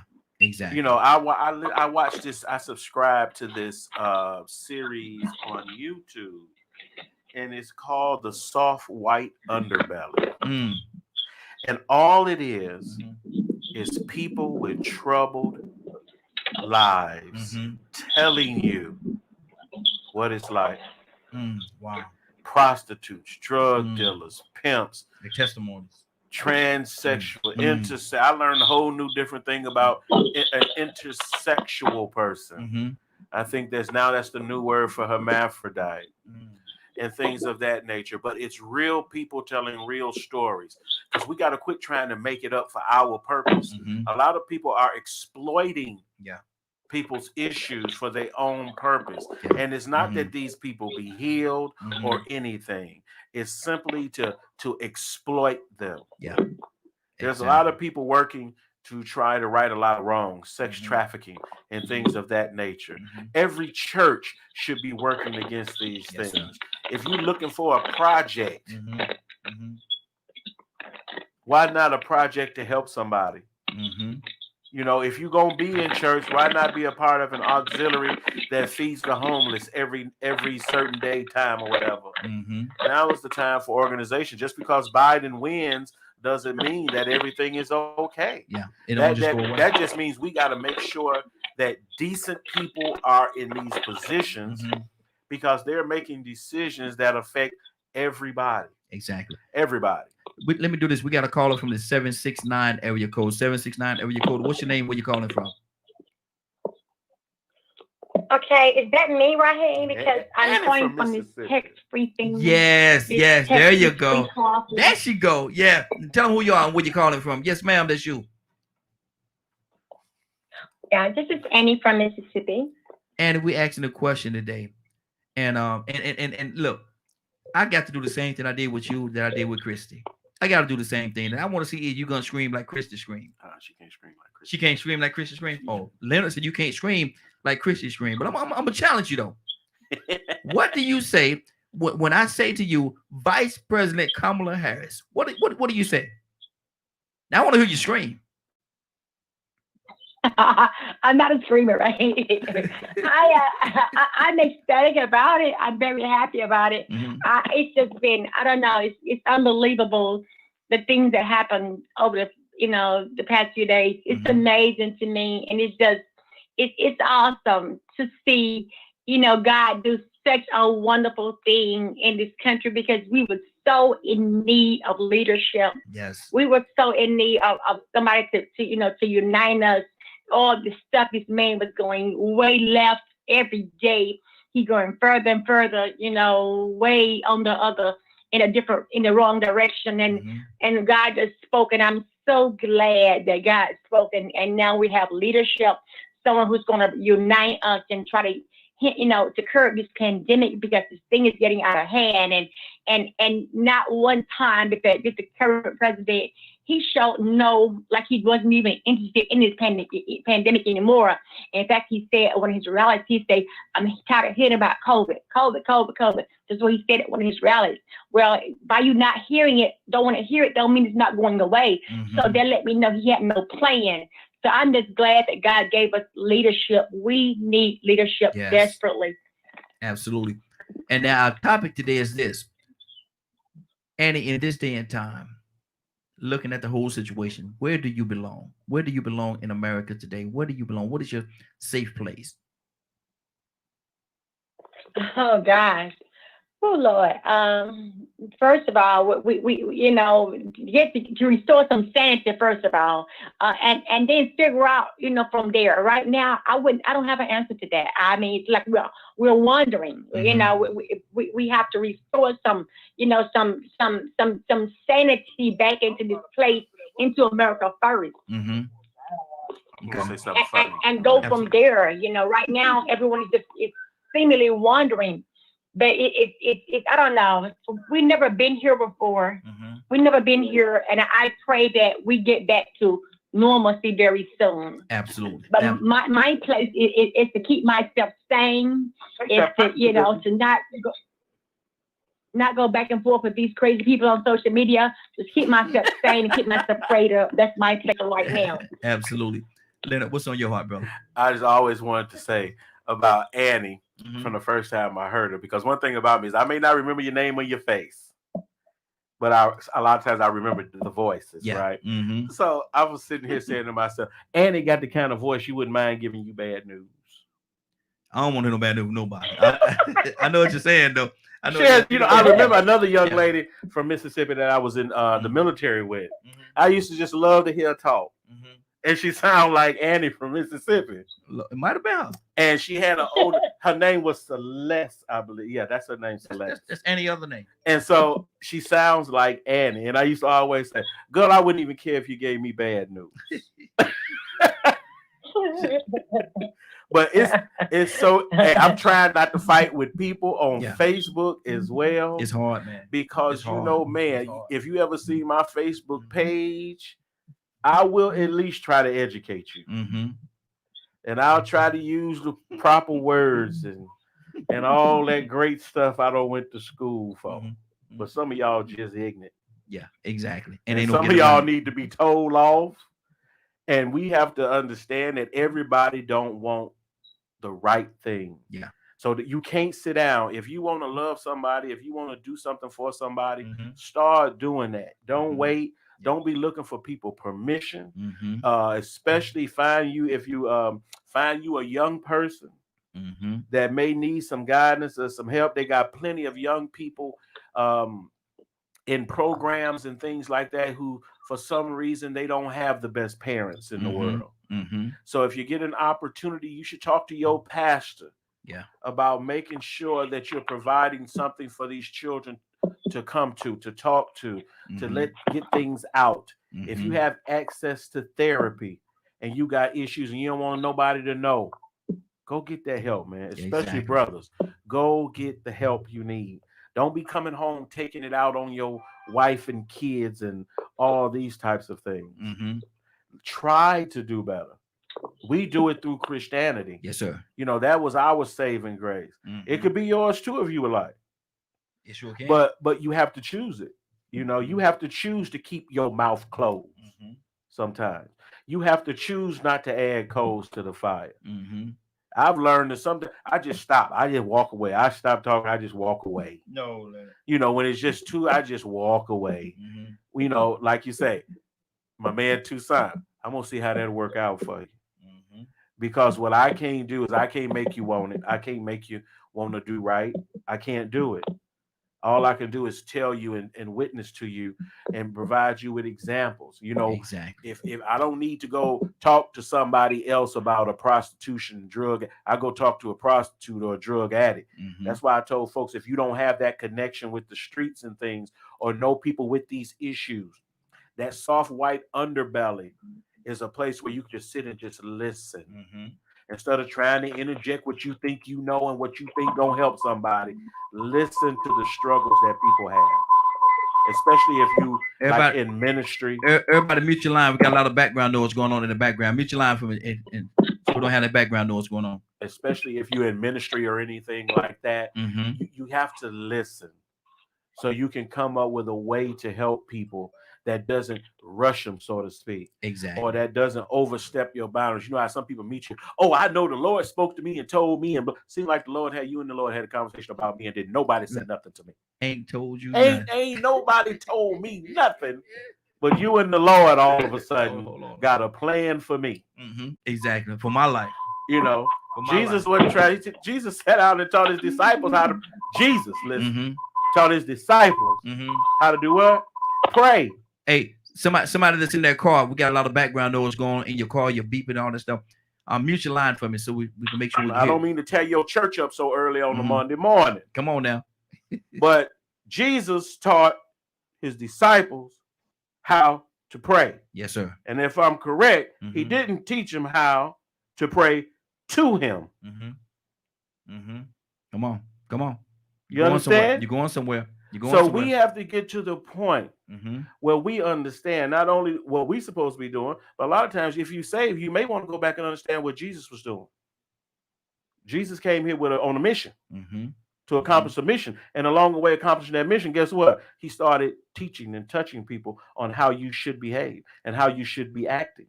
Forgive them, Father, for they know not what they do. You know, so we have to get above and beyond all these little boxes and stuff we put people in, limiting God to what the preacher want to say and do, and really open up and listen. Yes, sir. If I mean, people say, I don't know how to pray or whatever. You know how you pray? Instead of talking to me, you talk to God. That's what you do. That's right. I could teach you how to be reverent. But trust me, if you, I know God to the point where if you do get out of line, he gonna tighten you up. Yeah. Got a way to get you back in. You know, God ain't gonna lose nobody just because they ain't wearing the clothes you wear or walking the way you walk. Come on. That's God's soul to save. He gave it to that person. That's between them and God. All you do is witness and lead them to that way. Come on. You ain't the way. You understand? No. Isn't that we gonna go all do what Raheem say? No, we're not gonna all do what Raheem say. We're gonna be on the ditch together. Then how we gonna help one another? I need them to get. We both hit the ditch. Look here. Look here. We're gonna be in the ditch together.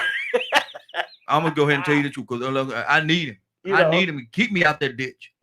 And somewhere I read where it says we got a couple other callers on the phone line. I'm ready to go to them as well. But somewhere I read where it says, "Follow me as I follow Christ." Man, stop! You're gonna mess around and shut churches down. You keep saying that because this is the issue. Yeah, follow me as I follow Christ. Now, if you see me and I'm no longer following him, then that should tell you something. Man. You need to get off my trail. You'll mess around there and they'll shut every seminary down if you preach the truth. Look here, follow me as I follow Christ. I read that somewhere, Leonard. Well, as I follow Christ. Hey. Now, hold on. Follow me as I go over here. Man, Jesus was so cool. Come on. Was he a cool dude, man? If you read him, he was so nice. Come on now. He was so pleasant and everything. Didn't cuss nobody out. Man. He wasn't never around here trying to tell somebody who he was better than. Yeah. He wasn't sitting around trying to count how many members of his church. He wasn't none of that. He wasn't debating like Thomas. Man, I come to do ABC. Thomas will fuss with you. You gonna miss me when I'm gone, but I'm gonna send you a comfort. What Thomas fuss with you? Man, show me the hole. You know, they call it what they used to call. Y'all call it in church the doubting Thomas. Yeah, doubting Thomas. Absolutely. Yeah. That's why he doubted. Everything. But I love those stories because you is with the man. Exactly. And you still got trouble. Let me go to these phone lines, and we got a couple of callers just called in. Kurt, you still with us, brother? I think we just lost Kurt. Man, yeah, I ain't heard Kurt in a minute. Yeah, Kurt, like. he called in. Kurt, you get a chance, call us back in, brother. I know, Kurt here on limited time, but he's at work. Yeah.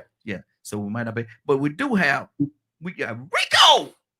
Rico, that's man, you. Rico. I know he was celebrating. Rico celebrating. What's going on, everybody? What's going on with you, man? Now, what was Rico celebrating? I think Rico was celebrating. What was he celebrating? You seen how hard Rico was working at them polls? I thought you were talking about the 8 and making sure people had to exercise their right to vote. I thought you were talking about the 8-0 Steelers. I thought that's what you were talking about. I thought Rico was talking about the 8-0 Steelers.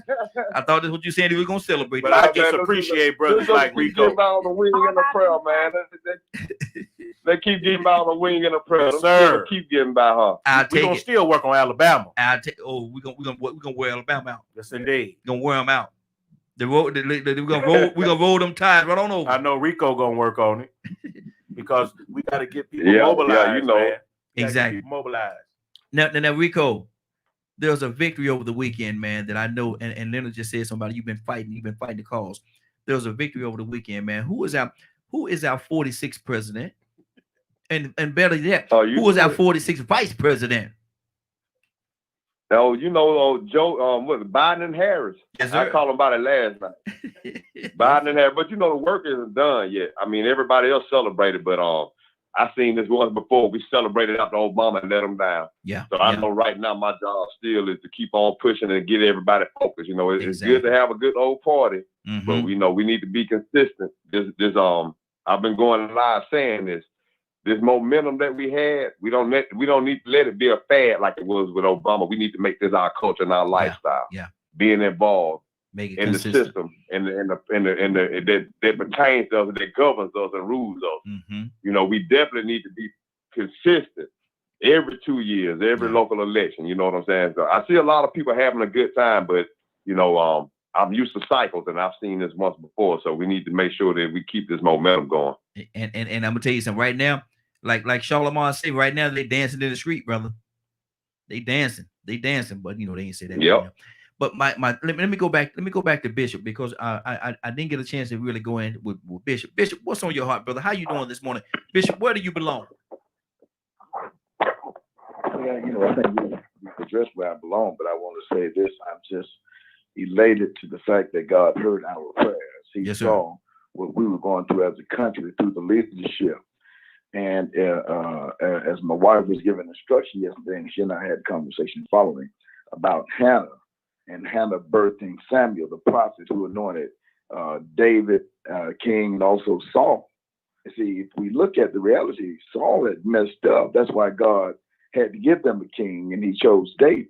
Well, folks always say when God put this person in place, or God put that person in place, because Psalm says, the Lord, he puts up and he takes down. When he put up those he feel like can do what needs to be done, and he take down. We had a president that was before us that did all he could for us. His name was Barack Obama. Folks criticized and didn't appreciate it, and then he gave Donald Trump. Well, then Trump came along and demonstrated his ignorance, so now he's giving us Biden. He give you an opportunity to see, and he's going to allow you to go through something so you can get yourself awakened so that you can move forward. And we trust and hope that Biden and Harris team will work on the best things, work for the best interest of the American people. Well, it's just like Leonard was just talking about, he's preaching in these church. And if you follow some of my posts, I've been speaking, but then I've been coming under attack. Well, you can attack me all you want. I'm going to defend what I'm talking about. Come on. And I'm not going to let you put me into a box of being ignorant or being afraid. I don't possess the 3 S's. And the 3 S's, I'm not ashamed, I'm not shy, and I'm not scared. So you can talk all the trash you want to talk. But you got the right one, baby. That's what he said. You got the right one, baby. Lord. Oh, Lord. I'm going to stand up and speak and cry loud. And that's my job. So where do I belong? I belong right where I am, right in this country, home of the free, home of the brave, land of the free. Mm-hmm. I'm right here with Leonard. I'm right here with Rico. I'm right here with Donna. I'm right here with you. I'm right here with Christian. I'm right here with Andy. I'm right here with Cassandra. I'm right here with the people that's going to make some things happen. And I'm going to move this country forward by speaking up, speaking out, and not having a closed mouth and being scared of what's going to come later. So I'm going to tell you, you can't go into battle scared. Can't do it. No. You better be bold and brave, because you're gonna have to fight the good fight of faith. Mm-hmm. Exactly. Adrian, what's on your heart, brother? I just want to tell y'all a second ago, that beeping that y'all heard was a gentleman by the name of Bronson Factor. He called in from out here in Texas, but he's driving around. I feel real good, man. I feel real good. I just want to encourage everybody to help Ralph Warnock in the runoff in January. I believe it is. I'm going to be hopefully campaigning with him and trying to see if I can find time to come over to Georgia and be with you all. And just everybody stay encouraged, keep your eyes open, stay vigilant. Like the brother just said, we had President Obama in the White House, and a lot of us as Black people, men, we're going to talk about Black men real quick. We didn't get up and do nothing with that door that was open, okay? So I want to encourage everybody out there, Black men, Black women, minorities, to don't let President-elect Biden and the Vice President Harris, don't let that door open and be in vain. Many times we look at the civil rights movement too, those of, Martin Luther King and Jesse Jackson, Andy Young and Maynard Jackson and Hosea Williams and them, and we don't step into where our rightful place is, okay? There's many people out here in America and in the world want to be us. Yeah. I've had so many people of different races. They want my skin. They want my hair. They want my muscles. They want my smile. They want my energy. They want my grace that God gave me. And I've had people try to buy it from me. Just like the man in the Bible that tried to buy the Holy Ghost. I've had people, no lie, y'all, have asked me, teach me, I will pay you to be happy like you are. I will pay you to whatever that is in you. And I told him, I said, it was given to me from birth, from the foundation of the world. And my mom and my daddy and the preachers from the Henderson Temple Church, El Adam know about that. They put it in me and they put it in my heart when I was young. And now I'm not saying, again, I'm just the most perfect person in the world, because I have my days where I'll throw fire in a minute now. But I'm happy. And I want to, as a leader in America, as a young Black man, stay encouraged, encourage other ones of people to run the race and to run on and see what the end gonna be. We can do all great things. Yes, sir. We can do all great things. I employ people. I've been employing people a long time. I've had people working for me that 2-3 times my age. When I was 20, they found out how old I was. They were like, "Man, you there?" I was like, "Yep, don't worry about it. We got a work to do. Let's get it." Yeah, exactly. As long as you can go, I can go. Exactly. So I feel real good this morning. Good deal. Let me get everybody that's on the phone line. We having a little issue. A couple of people trying to call in, and for whatever reason, on the phone line is acting up this morning. I want everybody that's on the phone line to hang up the line. I'm gonna reset it. I'm gonna play a little slight little video in the meantime. But hang up. Give me 1 minute, 30 seconds tops, and call right back in. As long as you don't sing that song. Which one? Which one you want me to sing? I don't want to bring it up because it'll be on your mind and you'll be saying it for the next hour. Exactly. Let me see. Let me clear the phone line. Yeah, because a couple of people trying to call in, Leonard, and Leonard, tell us what's on your heart, brother. I'm going to play this. Man, I just enjoy what that brother was saying, brother Adrian. Yeah. Man, that's a beautiful message. Yes, sir. To take with you everywhere, because let me tell you, I was in Michigan during this election, and I got a chance to meet young boys that, let me tell you, man, I know it seems like everybody been to jail. You know what I'm saying? Everybody where I'm from. Wow. Seems like they've been to jail. Yeah. Wow. And the young brother who I remember his face, and he's a grown man now, and I remember his face young. And I was like, okay. But he told me he was a Trump supporter. Whoa. He ain't got nothing. Whoa. You have nothing, but you support a man who wants you to have even less. Y'all, we got to work on this mentality with young Black men. It don't matter how much money you have. Look at it. Some of the wealthiest Black men stood on the side of the oppressor. Yeah. That's that slave mentality. Mm-hmm. Exactly. And we got to do the work we need to do. And women, and I'm not sure, but I'm thinking men like Adrian got to do this work. Yes, sir. I'm thinking men like Rico got to do this work. Yes, sir. Like myself, we got to do this work, and we got to talk to those brothers to get them to understand. You got to get your life together. Mm-hmm. Look at what your life has led you to, following a white man that don't care nothing about you. Exactly. Let me do this. Rico, you there? Yeah, I just got back on. Okay. Adrian, you there? Adrian, yes, sir. I'm back with you. All right, good deal. I'm back with you. Good deal. Now I'm going to play this video, and Yeah. Leonard, you said it, brother. You got me right to where I needed to be with this video, and it ain't Beyonce. I like Beyonce. It Beyonce and Rihanna. Is it Beyonce and Rihanna for real? They got a video together. Yeah. Well, play that. They got the girl. What's that WAP girl name is? I don't know the WAP girl. Okay, we don't want to play her no way. Who is the WAP girl? You talking about the Stallion? Yeah.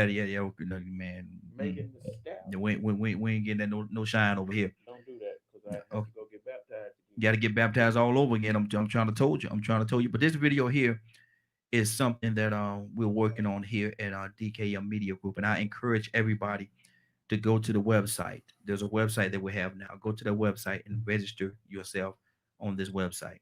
Too Many Tears. Okay.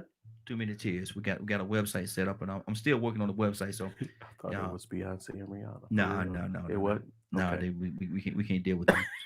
But I'm gonna, Lord, my Jesus.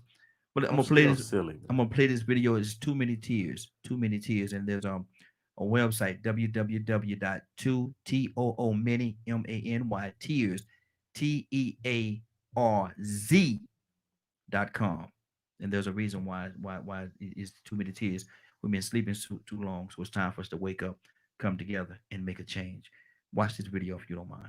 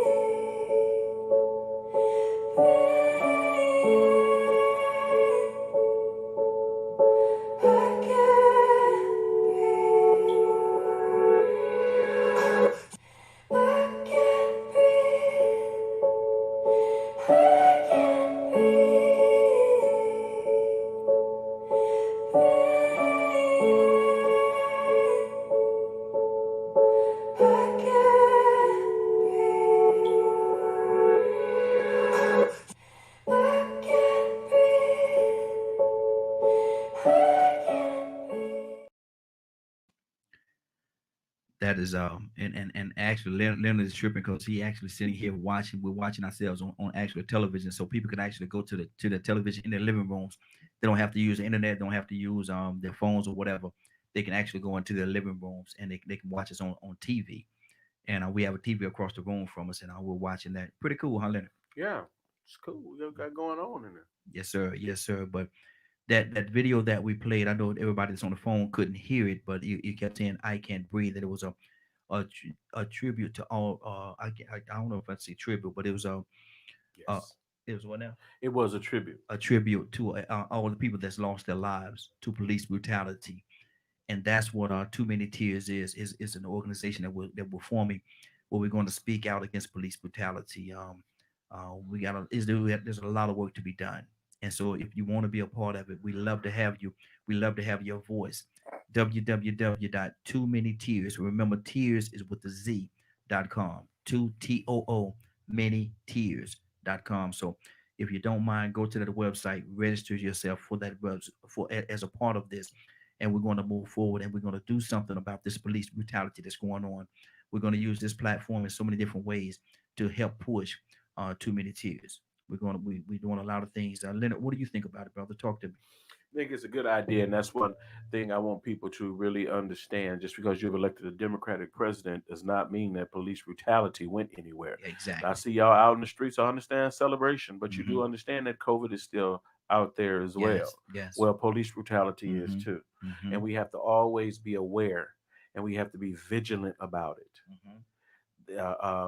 And I'm trying to draw this relationship between that and COVID to the way of when it comes to prevention. We have to prevent it. Right now, we've been reacting to it. But now we have to continue to work, and you have to go to these local meetings and things like that. You have to provoke your sheriff, your local sheriff, and your local police chief. If they do not have outreach to citizens or monthly meetings or what have you, where you can get involved, you need to get a group together. Y'all need to get organized and make sure that's happening where you're at to protect your children. And, prayers go out to those communities with so much violence. I heard some terrible stuff this morning on the news coming in as it relates to a shooting. More foolishness. 4 people shot. Wow. And so, we have to deal with that. We have to deal with that mentality. Not only do we have to deal with the police brutality, we have to deal with those of us who behave in certain ways that hurt one another. The perfect, I know everybody tried to interrupt us when we were talking about police brutality. While we were talking about police brutality, you were trying to destroy us by hollering black on black crime. Yeah. Well, you should have been having that black on black crime discussion when you were talking about that 94 crime bill. Come on. Because one, you can't sit here and talk about what happened and not talk about what you did that made it happen. Everybody want to talk about the law, but they don't want to talk about what they did to get involved with the law. So we have to understand it's not that one, we believe that you should let folks do wrong and do what they want to do, but just treat everybody the same. Exactly. Justice is justice for all. Not just justice for the people you like or I like. It's justice for all. Yes, sir. So if you sitting around and you're a black person and you got something against Koreans and everything, you have to want justice for them as well. Yes, sir. You can't, I ask people all the time, you say you hate racism and you say slavery was a terrible thing. Would you want a slave? If your answer is yes to that, you're not ready. Yeah, you're not ready. Your heart is not right. Slavery is wrong. Treating people that way is wrong. It does not matter what color.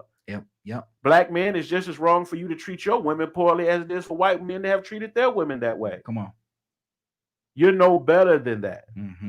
So it's about what's justice when it comes to the criminal justice situation. Across the board. Once again, shout out to those district attorneys that have been elected for change. Now we need to see you change something. Yeah. Because trust me, if you don't, we will change you. Yeah, exactly.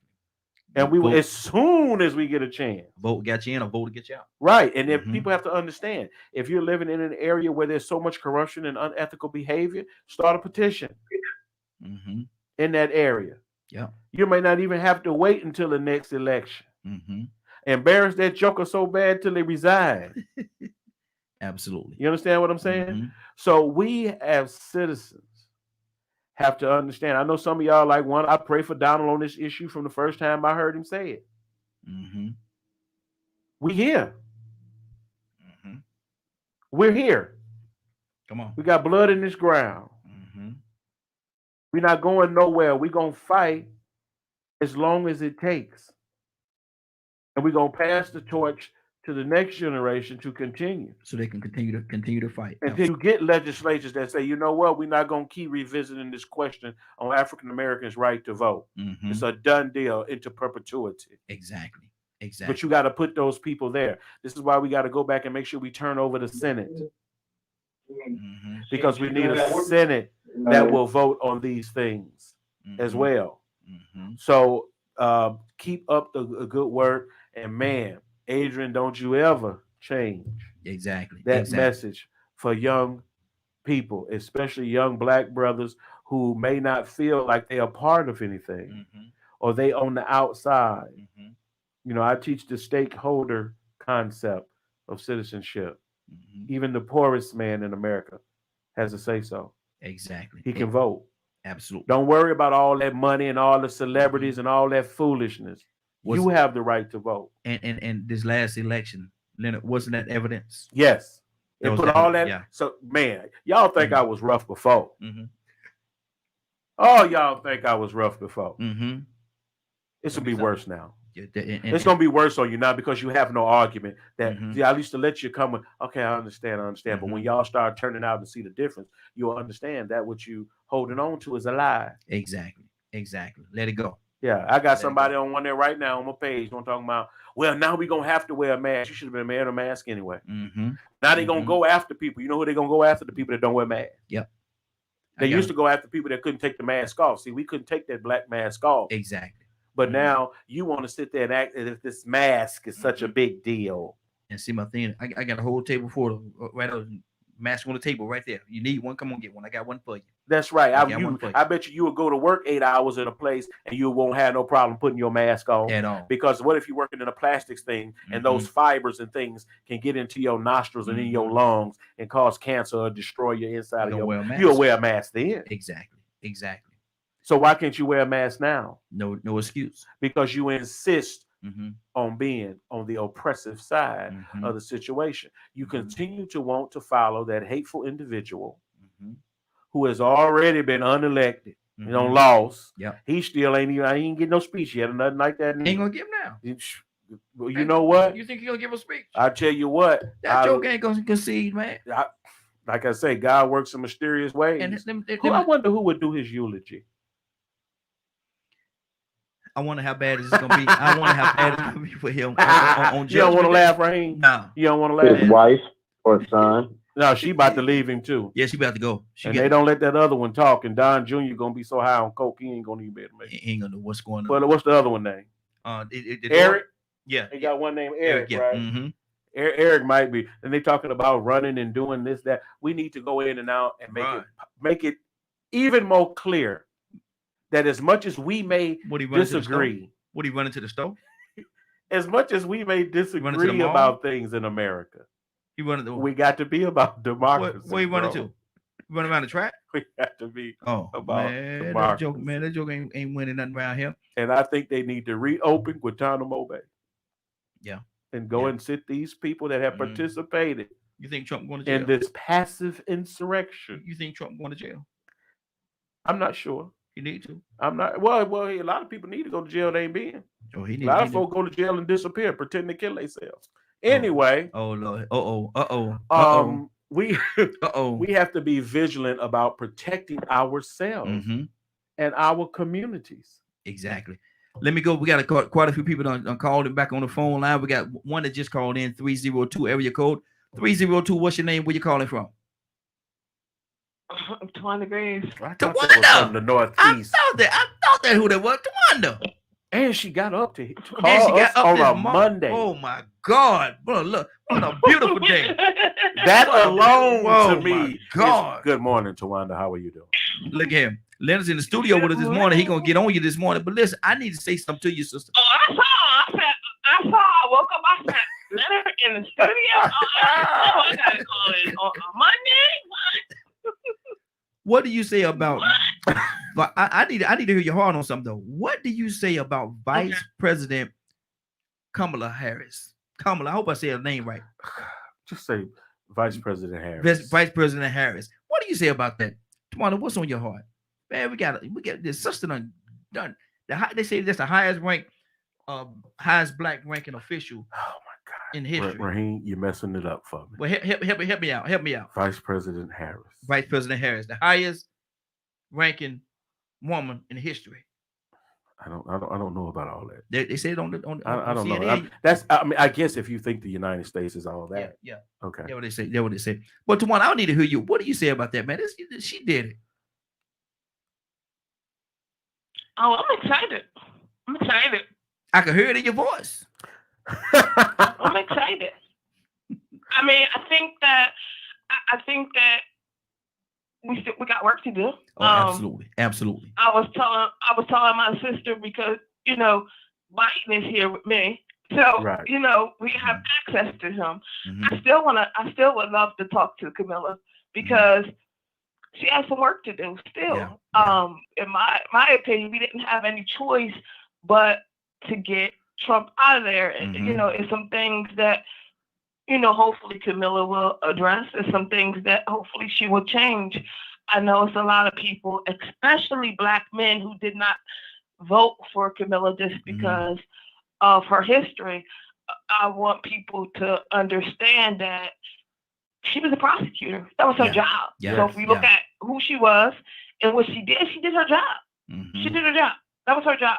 Exactly. But the good thing about that is if she was on the prosecutor, she worked for the DA, then she knows the law better than anybody else.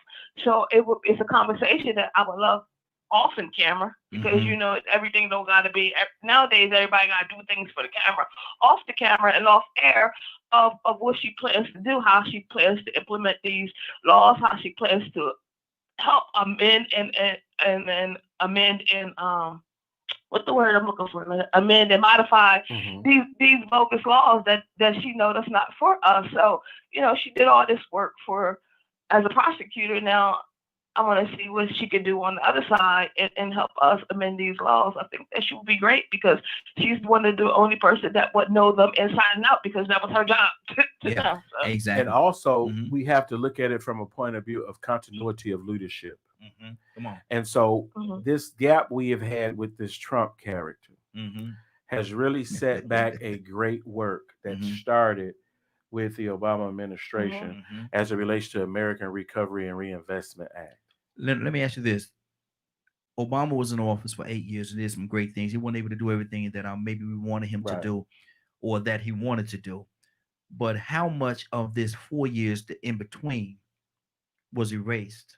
And what is damage? How do you damage control? How do you go back in damage control?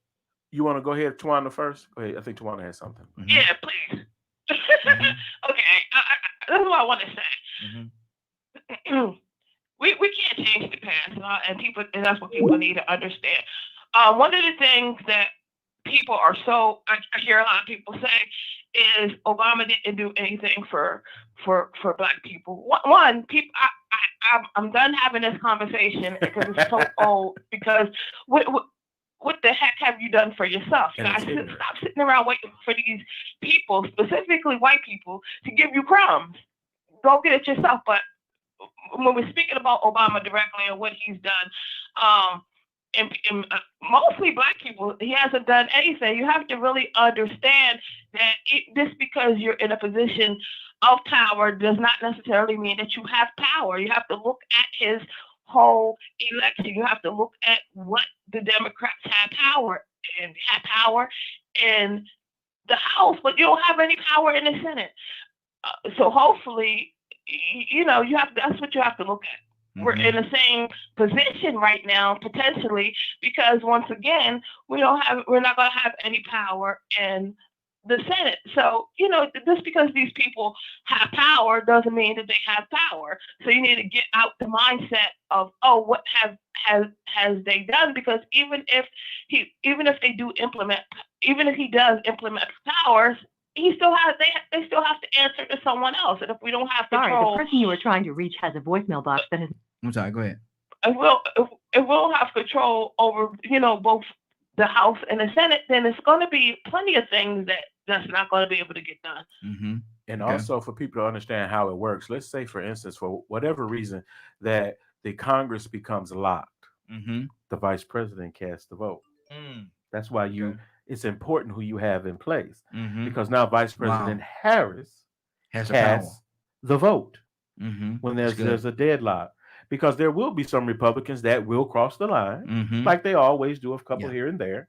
And when it's so close between 2 and 3 seats, it's going to always be a great fight. Now, do you think, and they've been talking about this too, I'm going to go to Bishop after this, and I'm going to Tucson. But do you think they're going to extend the amount of seats on the Supreme Court? Because they've been talking about that for the last few months after this whole situation happened with Trump. No. You don't think they're going to expand it? Those justices are there for a reason, and that number is 9.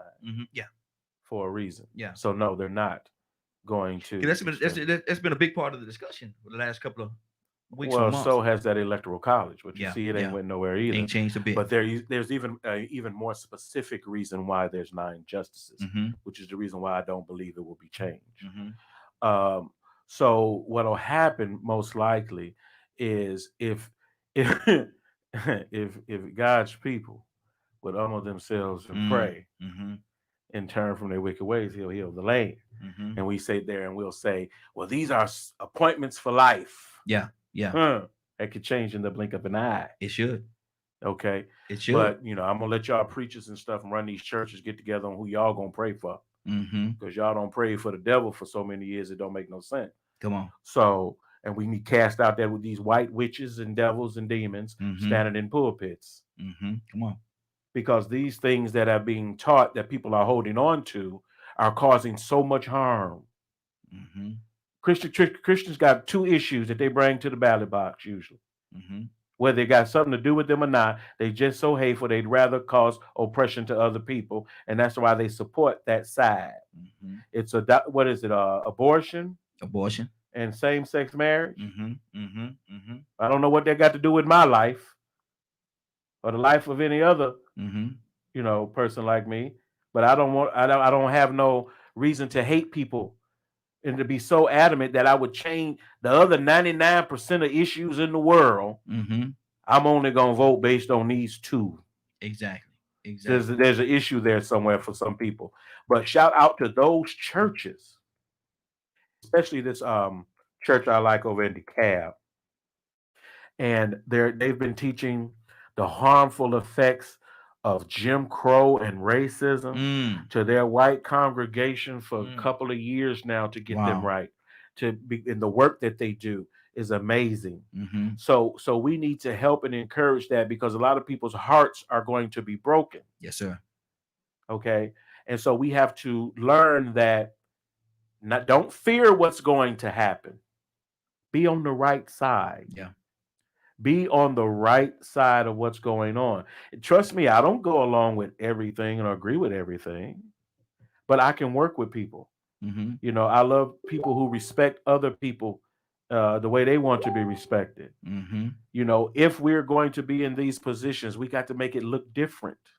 A lot of people say, well, look at all them black faces they got. You are exactly right. Sometimes it's the black faces don't even do what they're supposed to do. Come on. But we have to be so righteous that we get them out of there as well if they're not doing, and get rid of this skin color thing. It's deeper than that. We need to hold people accountable to what they say they're going to do. And when I spoke about continuity of leadership, not only do we want 8 years of Biden, by that time we should be ready to give Kamala her 8. Who she chooses. So people say, well, what did she pick? What if she pick what's my girl name here in Atlanta?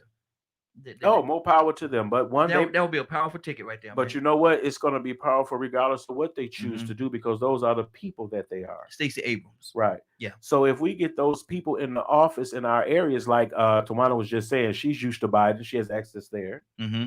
And one she wants to see, because, they still get to appoint an attorney general. I am sure President Harris will be at the forefront of making that choice with Biden.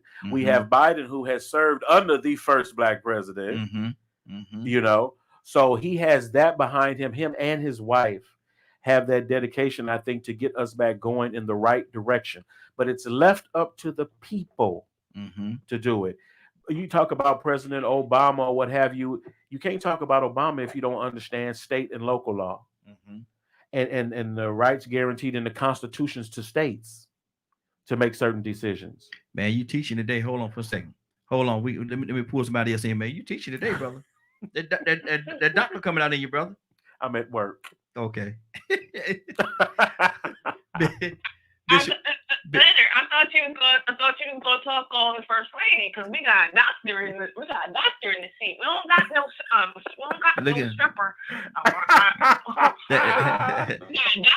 Exactly. Okay? We got doctors, man. Let me go to Bishop. Bishop, what's on your heart, brother? So we out here I'm just listening, man. I'm listening to my ear Hudson guy. So y'all just let him keep talking. Let him talk to me today. You know about Leonard? It's amazing because when you really talk, brothers, I know I go hard on Republicans. Good, you're supposed to. Yeah.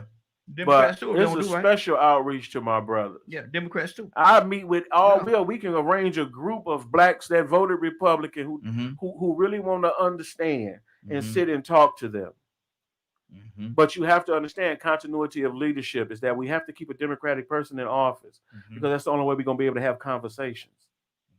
That's why we're going to be able to make changes. We have to have people that want to change. So you're saying they're the one that sparked the conversation? The Democrats been in office or the one that actually? Well, no, it's not about the Democrats being in the office, and it's not about even being a Democrat. It's about being on the right side of government.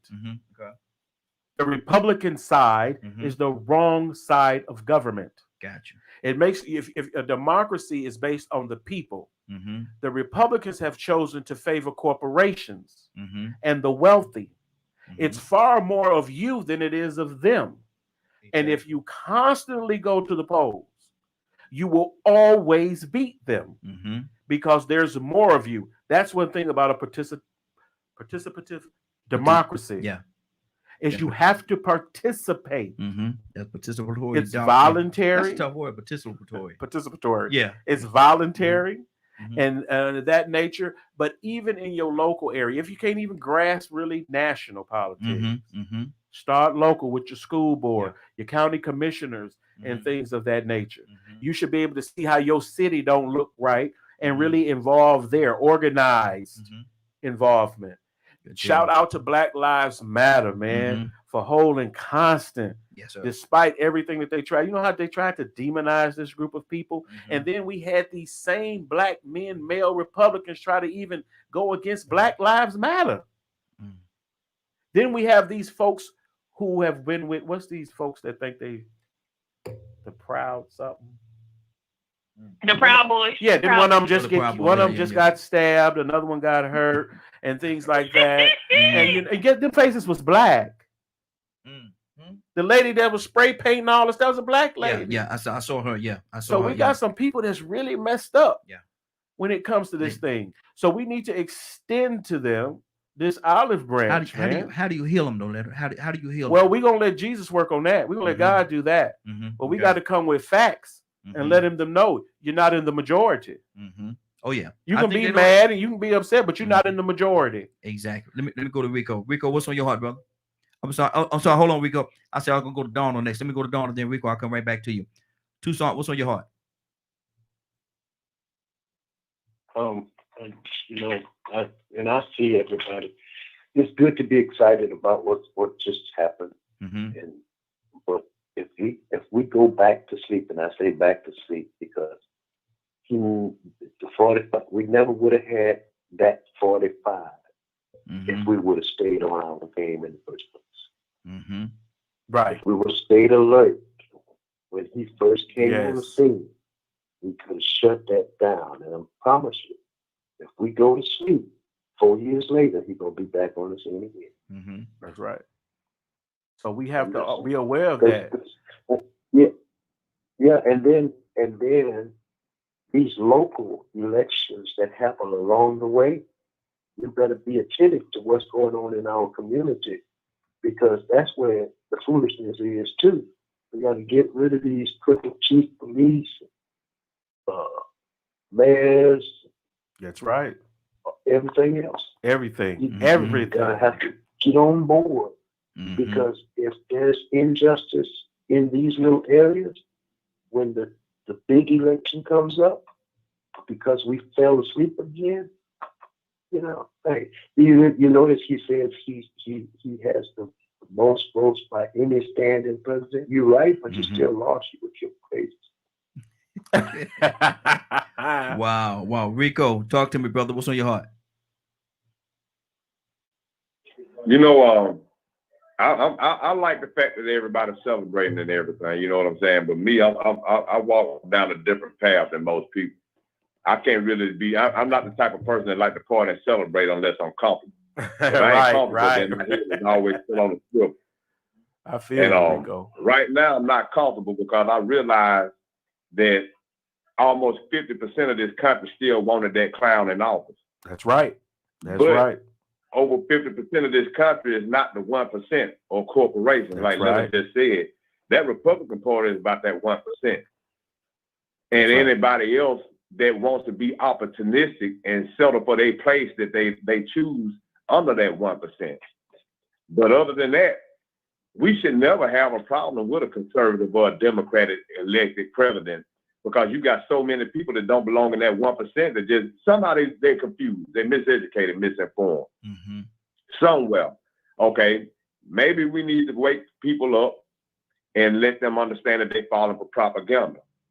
Because only people that's falling for the wrong information are voting for conservative agendas.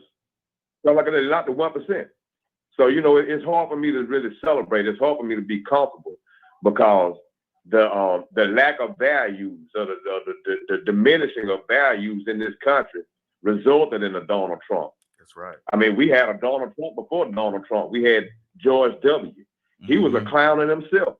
To me, that was an indication of just how the lack of quality was being spread amongst our country and our community. We are 40 or 50 years removed from Black people being lynched for being Black or for just trying to vote. And then here it is, you got stupid Black folks running around here talking about they vote still don't count. Wow. Now, don't get me wrong, we showed up this time. We showed up this time, but somehow we don't lost our value. You know what I'm saying? I mean, and we talk about this all the time. I went live yesterday and I hear people talk about financial literacy. I hear people talk about what is the purpose of having some kind of financial literacy or prosperity when you don't even have enough value, enough integrity to value the right thing. We see what financial prosperity can do when you don't have any integrity. And he was just president. Very rich. Yeah. Very successful. Even in bankruptcy, he was honored and glorified amongst our race of people. Even our rappers back in the day, we want to be like Donald Trump. They want to be like Donald Trump. They want to be like John Gotti. They want to be like all these bad white guys, these crooks, these rich crooks.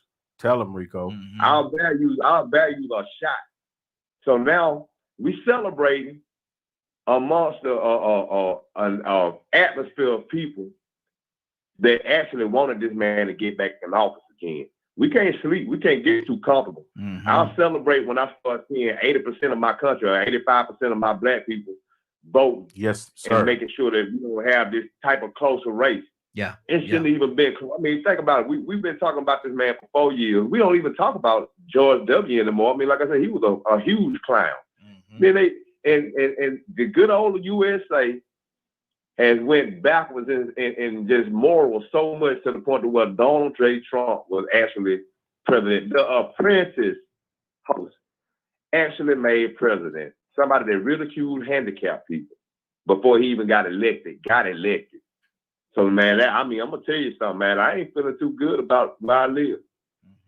I ain't too comfortable just yet. Somewhere we got a whole lot of work to do to wake people up and get them on some kind of values and morals and ethics. And about really what we need to survive. And also to bring it closer to home, when people who are still struggling with this notion of the Electoral College, I hope you really paid attention to how it really works. And the way I usually explain it to people and the reason why it exists is because of demographics. And changing demographics play a big deal. Everybody okay out there? But anyway, I'll be getting back to that's my homeboy, man. That's my homeboy, man. He got a lung problem, man. He's praying an accident he had a long time ago. Okay. And 90 electoral votes also could represent how Congress, even Republicans, will choose to support Biden's initiatives. Expect the further collapse of the Republican Party as long as you keep going and talking to your representatives that go to Congress about what it is you want because this is where you see the Electoral College really resembling the will of the people, is because the number of votes were there. And a lot of people don't understand is most states require their elector to vote with the popular vote. But there are some states that don't.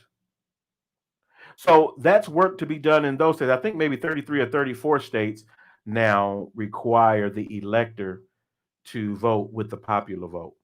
What is North Carolina? I'm not sure what North Carolina is. I'm trying to figure this thing out, because they got North Carolina is still soft, I believe. Like, say, for instance, I love the fact that we voted blue for this election here in Georgia, but this is still Georgia. And like Rico in Alabama, there are still some strongholds along this old Confederacy. Okay, those people are still there. They haven't gone anywhere. And so we have to be very careful and make sure that we putting the pressure on our elected officials to do work. You got to show up for the votes.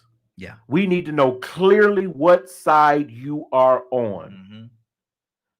Some people don't know their representative that well, or don't keep up with what they're voting on or what they propose in Congress. But if you need a bill, hey, Lil. Yes, sir.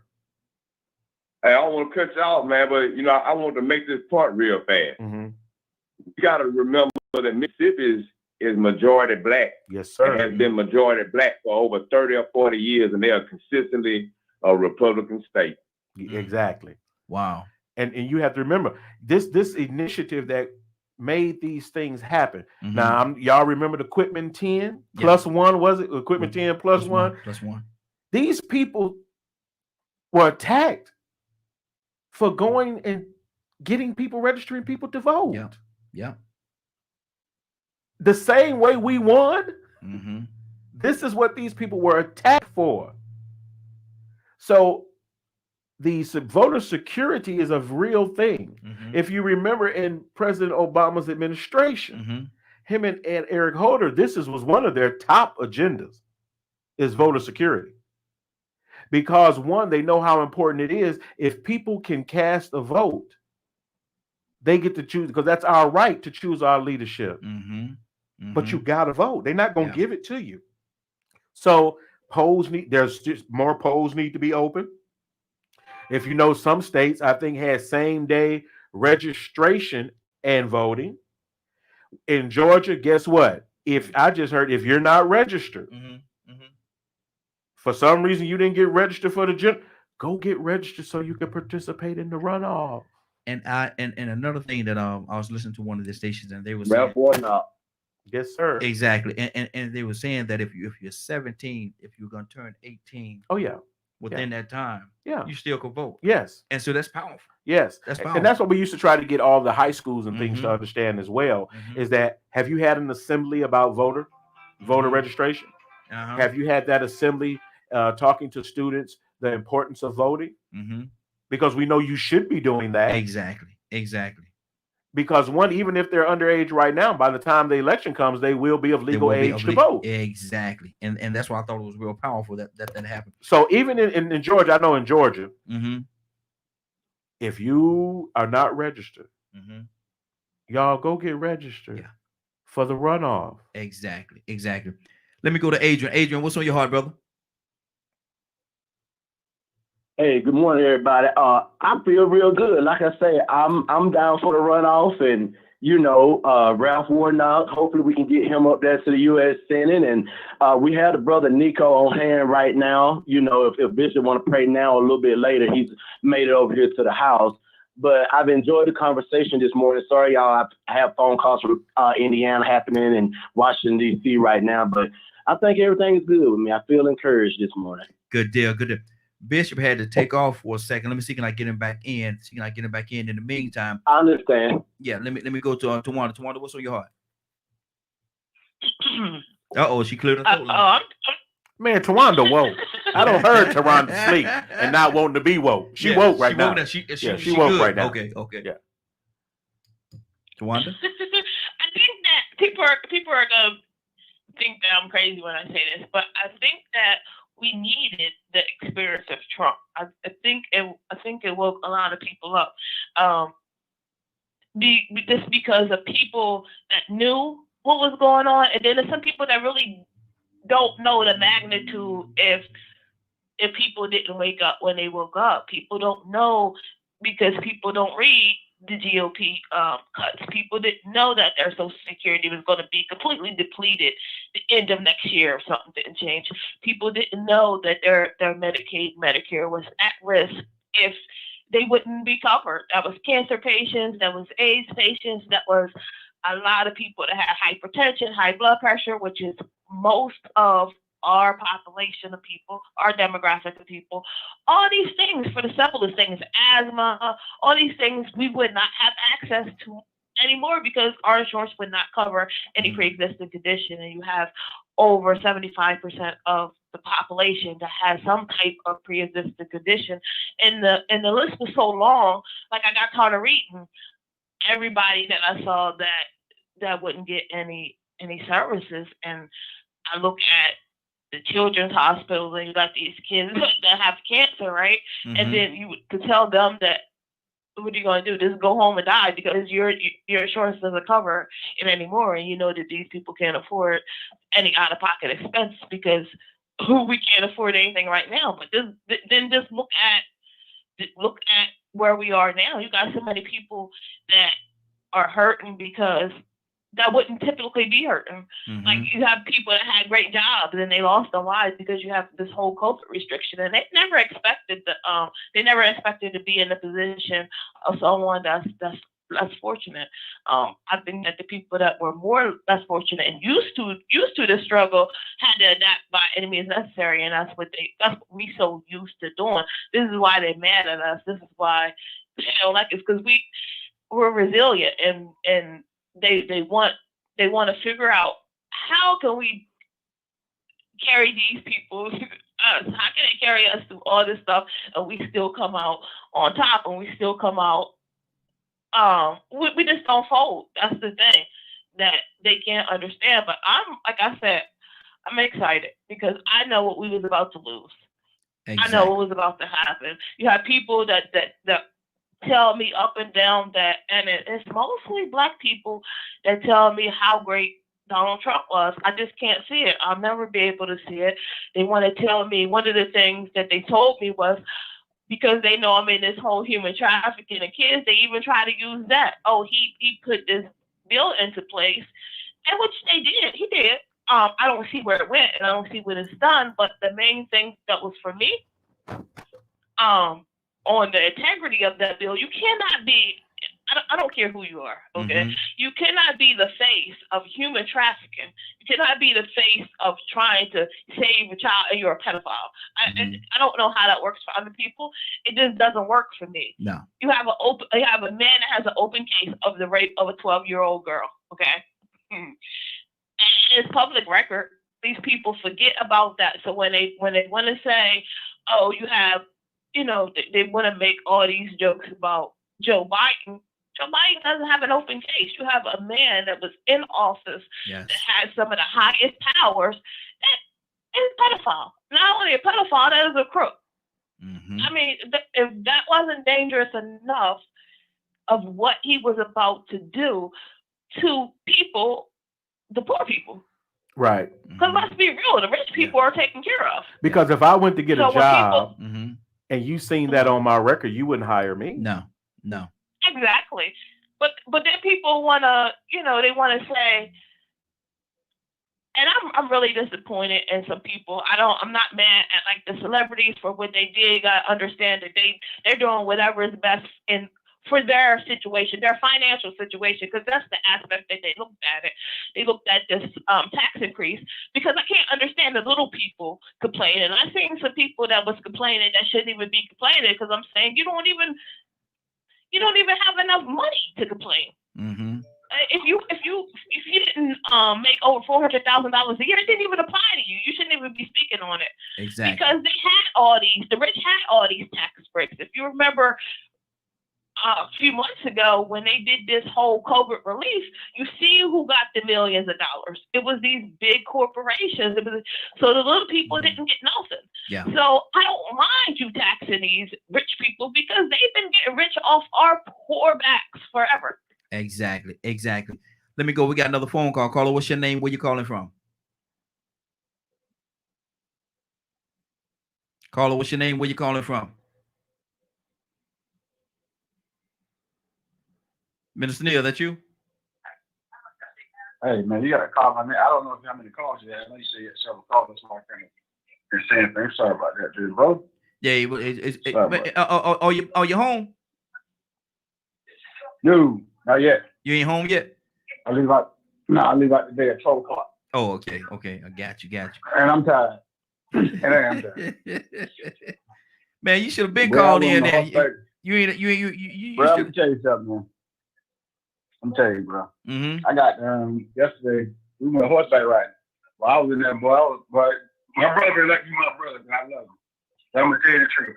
I let it go fly. I said, look here, God made me to walk on 2 legs, not 4. I'm gonna get on this horse because you're my brother. Mm-hmm. But other than that, I ain't gonna do it. I ain't never do that no more. But it was fun, though, wasn't it? I ain't say all that. Okay. I didn't say all that. Okay. You never know. I just shook my head. I had a good time with, spending time with them. But there you go. Man, I ain't gonna lie to you, man. Hey, I like my 2. I like 2 legs. It's a little more stable, ain't it? What do you say about this whole situation?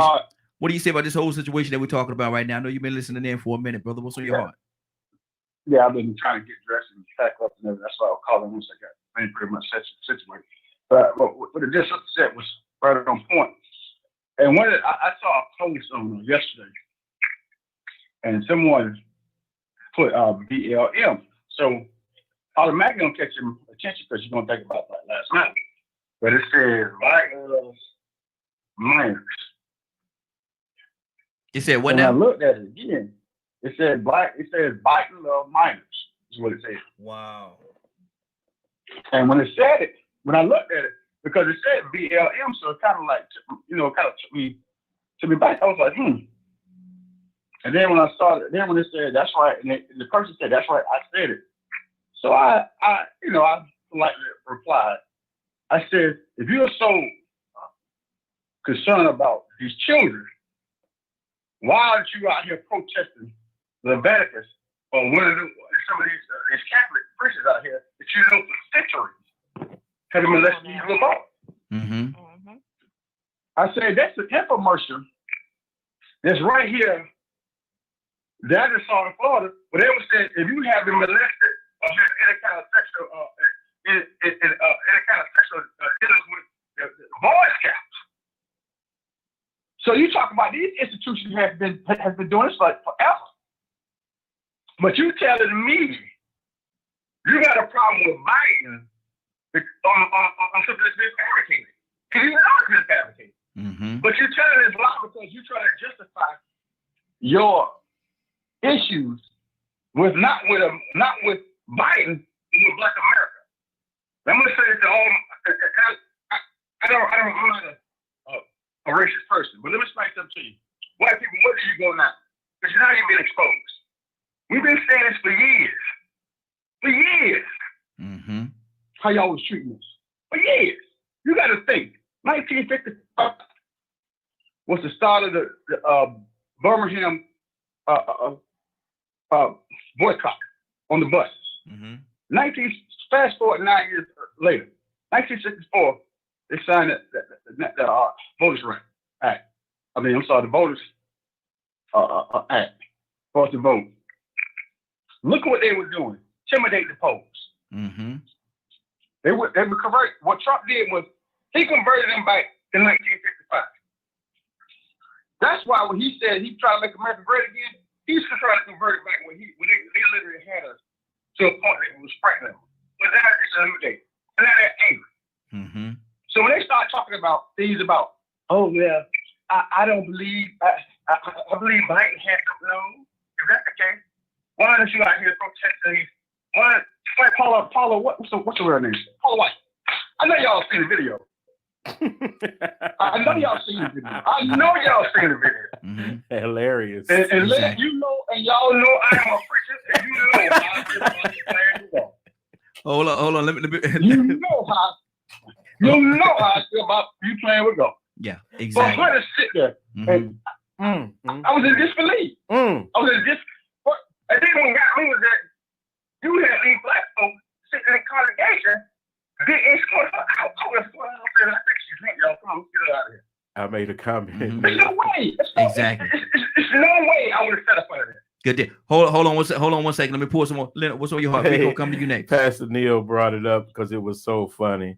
And it's not funny too, because like he said before, he don't play with this. He don't play with preaching in the gospel. And let me tell you something. Y'all be careful out there, because you just realized what this white witch actually did.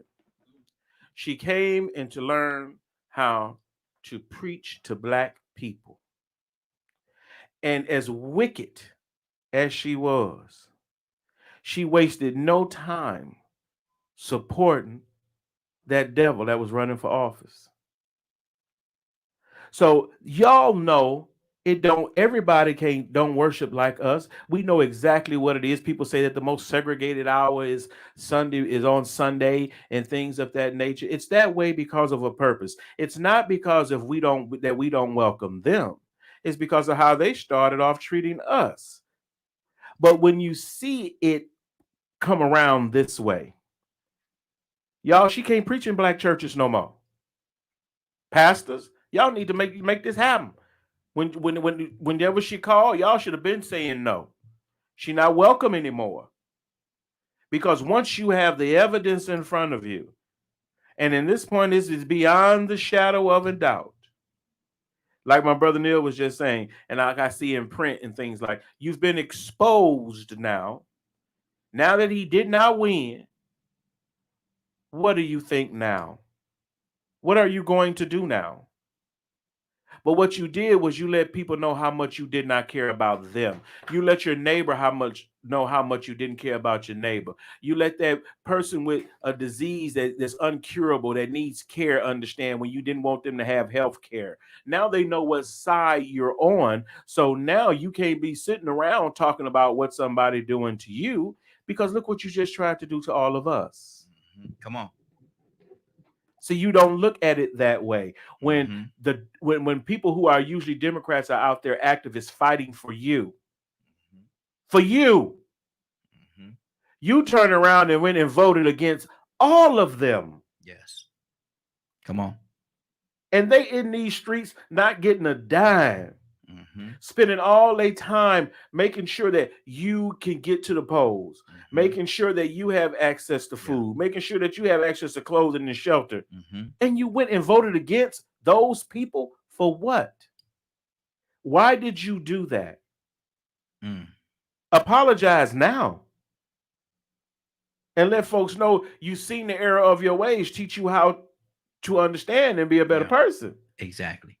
But you can't, it's known now. I know it's hard for you, but there's still a chance to apologize. We recognize you. Yeah, we recognize you. We recognize you. So don't be trying to run for office. And we know about it. Yeah, now we recognize you. Just like you churches. I wish I would hear a black church allow Paula White to preach in their pulpit. You think Papa do that? No. Let me go. Hold on. Let me go. Rico, what's on your heart, brother? Tucson, coming to you next. I'm just listening, man. I like what I'm hearing right now. I'm still stuck on the fact that, man, I'm just amazed at the amount of people that showed up.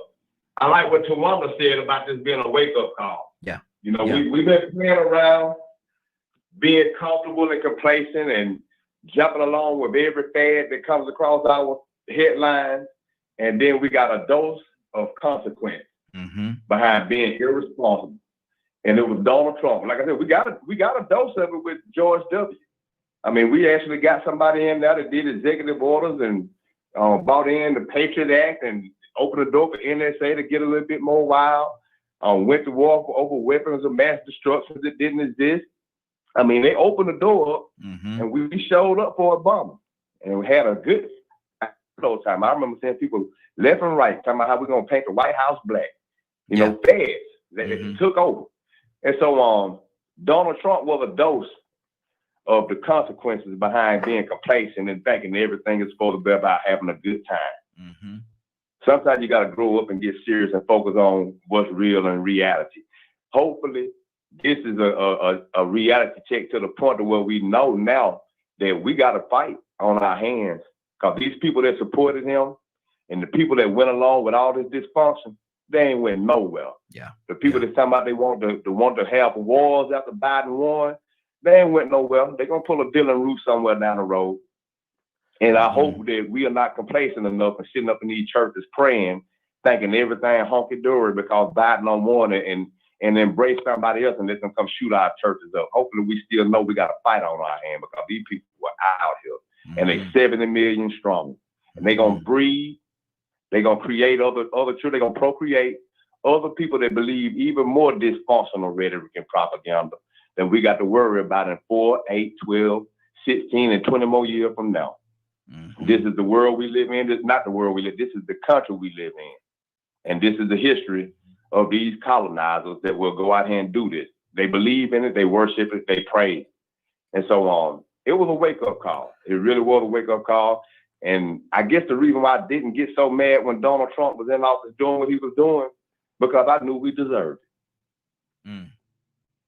To a certain extent, we deserve it. And if we ain't careful and we get complacent and get comfortable and don't think we're supposed to show up from now on and pay attention every 2 years, I say it every 2 years. We'll just imagine the next Donald Trump. Because I didn't think you'd get worse than W.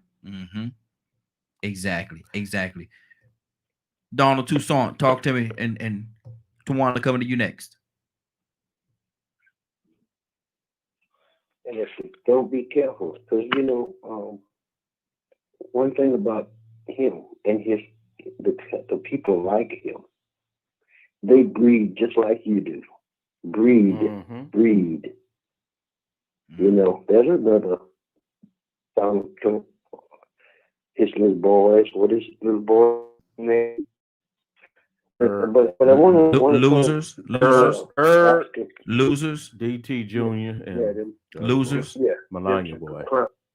But see, and then the girl noticed that she was who she passed. Let me ask you a question. I'm not too bright. But when did angels start dispatching from Africa? and I must be stupid to believe that.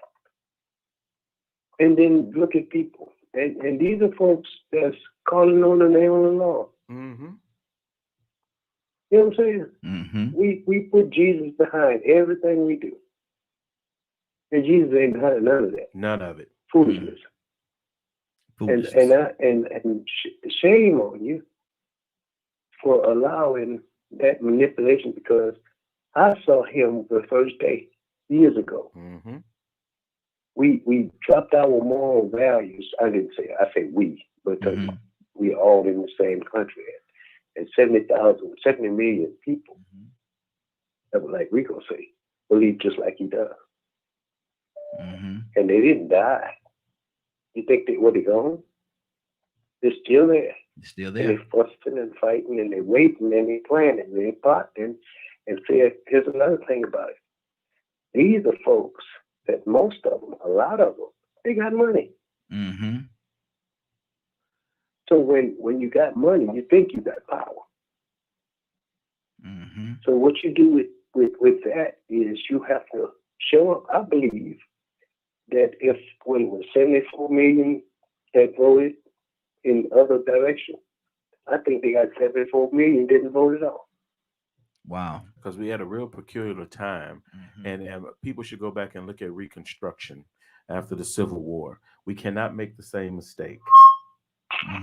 We cannot make the same mistake, because what happened after Reconstruction, after the Civil War, they still allowed for racism. Yes. They still allowed them same rats to get in public office. That's why they got their names in these statues all on these streets and everywhere, is because after they were defeated, they were still allowed to be racist. They were still allowed. Somebody turn up something over there. Mute your line, everybody. Mute your line. Somebody turn up something. Yeah, they were still allowed to do a lot of the things that were oppressive in the first place. So, and what happened is, if you leave and you don't continue to watch, and this is what part of the Voter Rights Amendment Act was about. Yeah, we remember those states then, but guess what? There's this issue of voter suppression going on all over the place, and the law is only protecting looking at a few states. So this is why they went for the amendment to say in the law to say, hey, yeah, they may not have been part of the original groups involved. But now there are other states that we need to watch that have a tendency to come up with repressive acts to prevent the majority of people from voting. See, we have to stay vigilant and continue to fight, not just sit back, like Rico said, and let things happen, because you mess around and let a Donald Trump get back in there. Y'all still got some Donald Trumps as governors. They sitting in your legislatures. They sitting down there at the county clerk's office. What's the one out on the school board? South Carolina, the governor out of South Carolina, Kemp, the one out of South Carolina. I mean, so we have to we have to understand that the politics is very tricky. But as long as the people show up, that helps a lot. It keeps politicians from being as corrupt. But you have to get decent people in there to begin with. We want to be working with now our police forces and things like that. We don't even want to be reacting to police brutality. We don't even want you to hire. You want you to hire somebody with the propensity, to even behave that way. Too many tears. See, then you don't have to worry about that when you change the culture of the law enforcement organization that you're dealing with. That we're not even going to hire someone who even have racist tendencies. Exactly. Let me go to Tawanda. Tawanda, what's on your heart?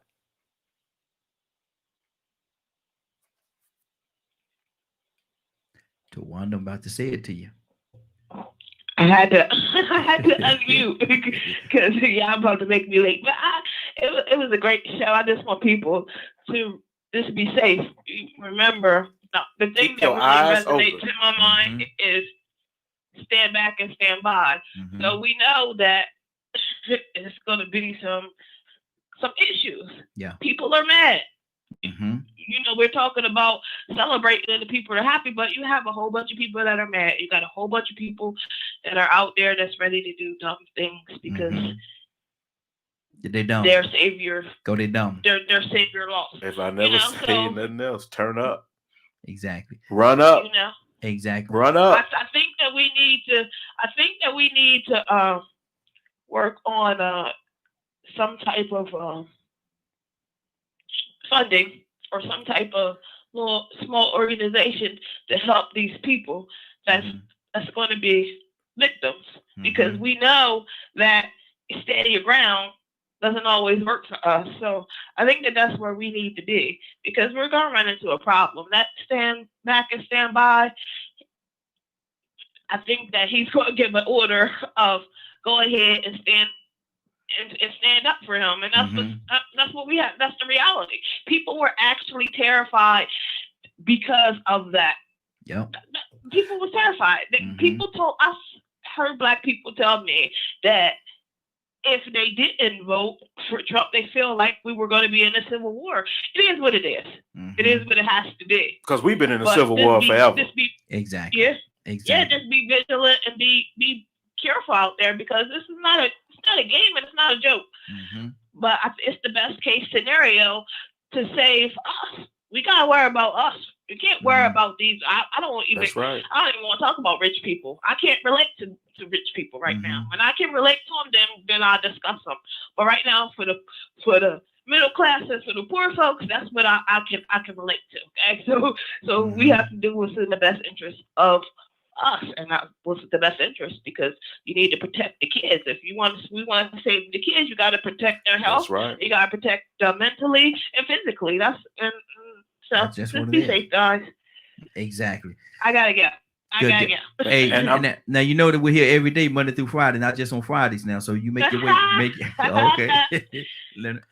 I like what she was saying, and we have to understand. I heard some people that did express some fear or what have you. Bust back. Prepare. Yeah. I'm always prepared for somebody talking trash. But that's the way you have to be. That's the way we've been living for how long? I'm 50. I'm almost 50.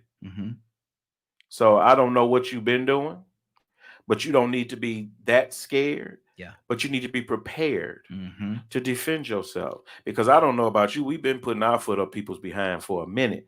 So a fight ain't nothing for us. I'm going to play this. So you can get mad. I can get mad too.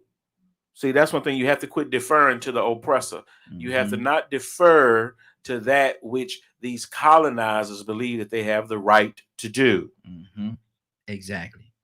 So now, as much as I heard all y'all talking about this, that, and the other. Now we should know what side you're really on. Protect your people. Keep your eyes open. They showed us what side it was on. They showed us. They don't mind. Yeah. So it ain't no sense in you being scared. Get ready and be prepared. I doubt if you'll have any problems.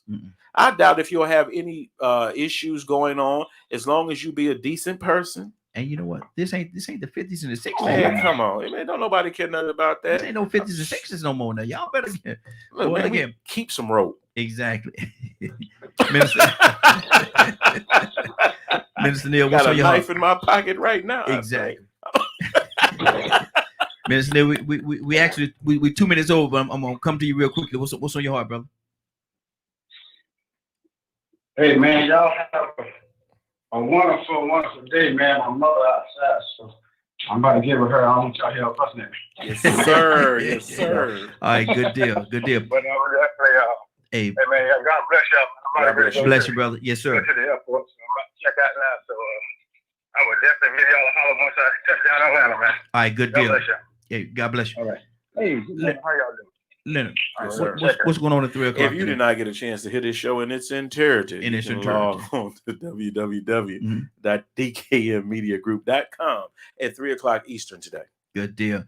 Let me go to Bishop Toussaint. Bishop Toussaint, pray us out, brother.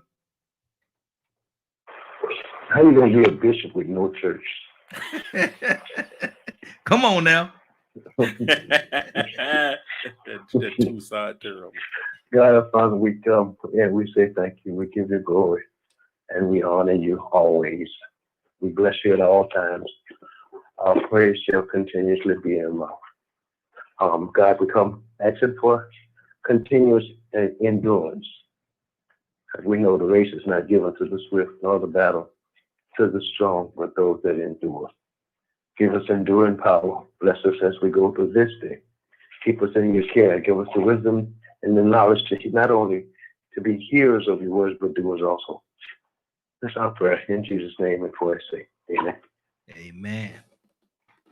We're going to get out of here, but I'm going to play this clip one more time. You know, people that's on actually visually, you can see us. Otherwise, just listen. It's saying 2 minute tears. This is 2 minute tears. If you get an opportunity, make sure you go to the website, www.2manytears.com. www.2manytears, tears with the Z, TEARZ, TOOManyTears.com.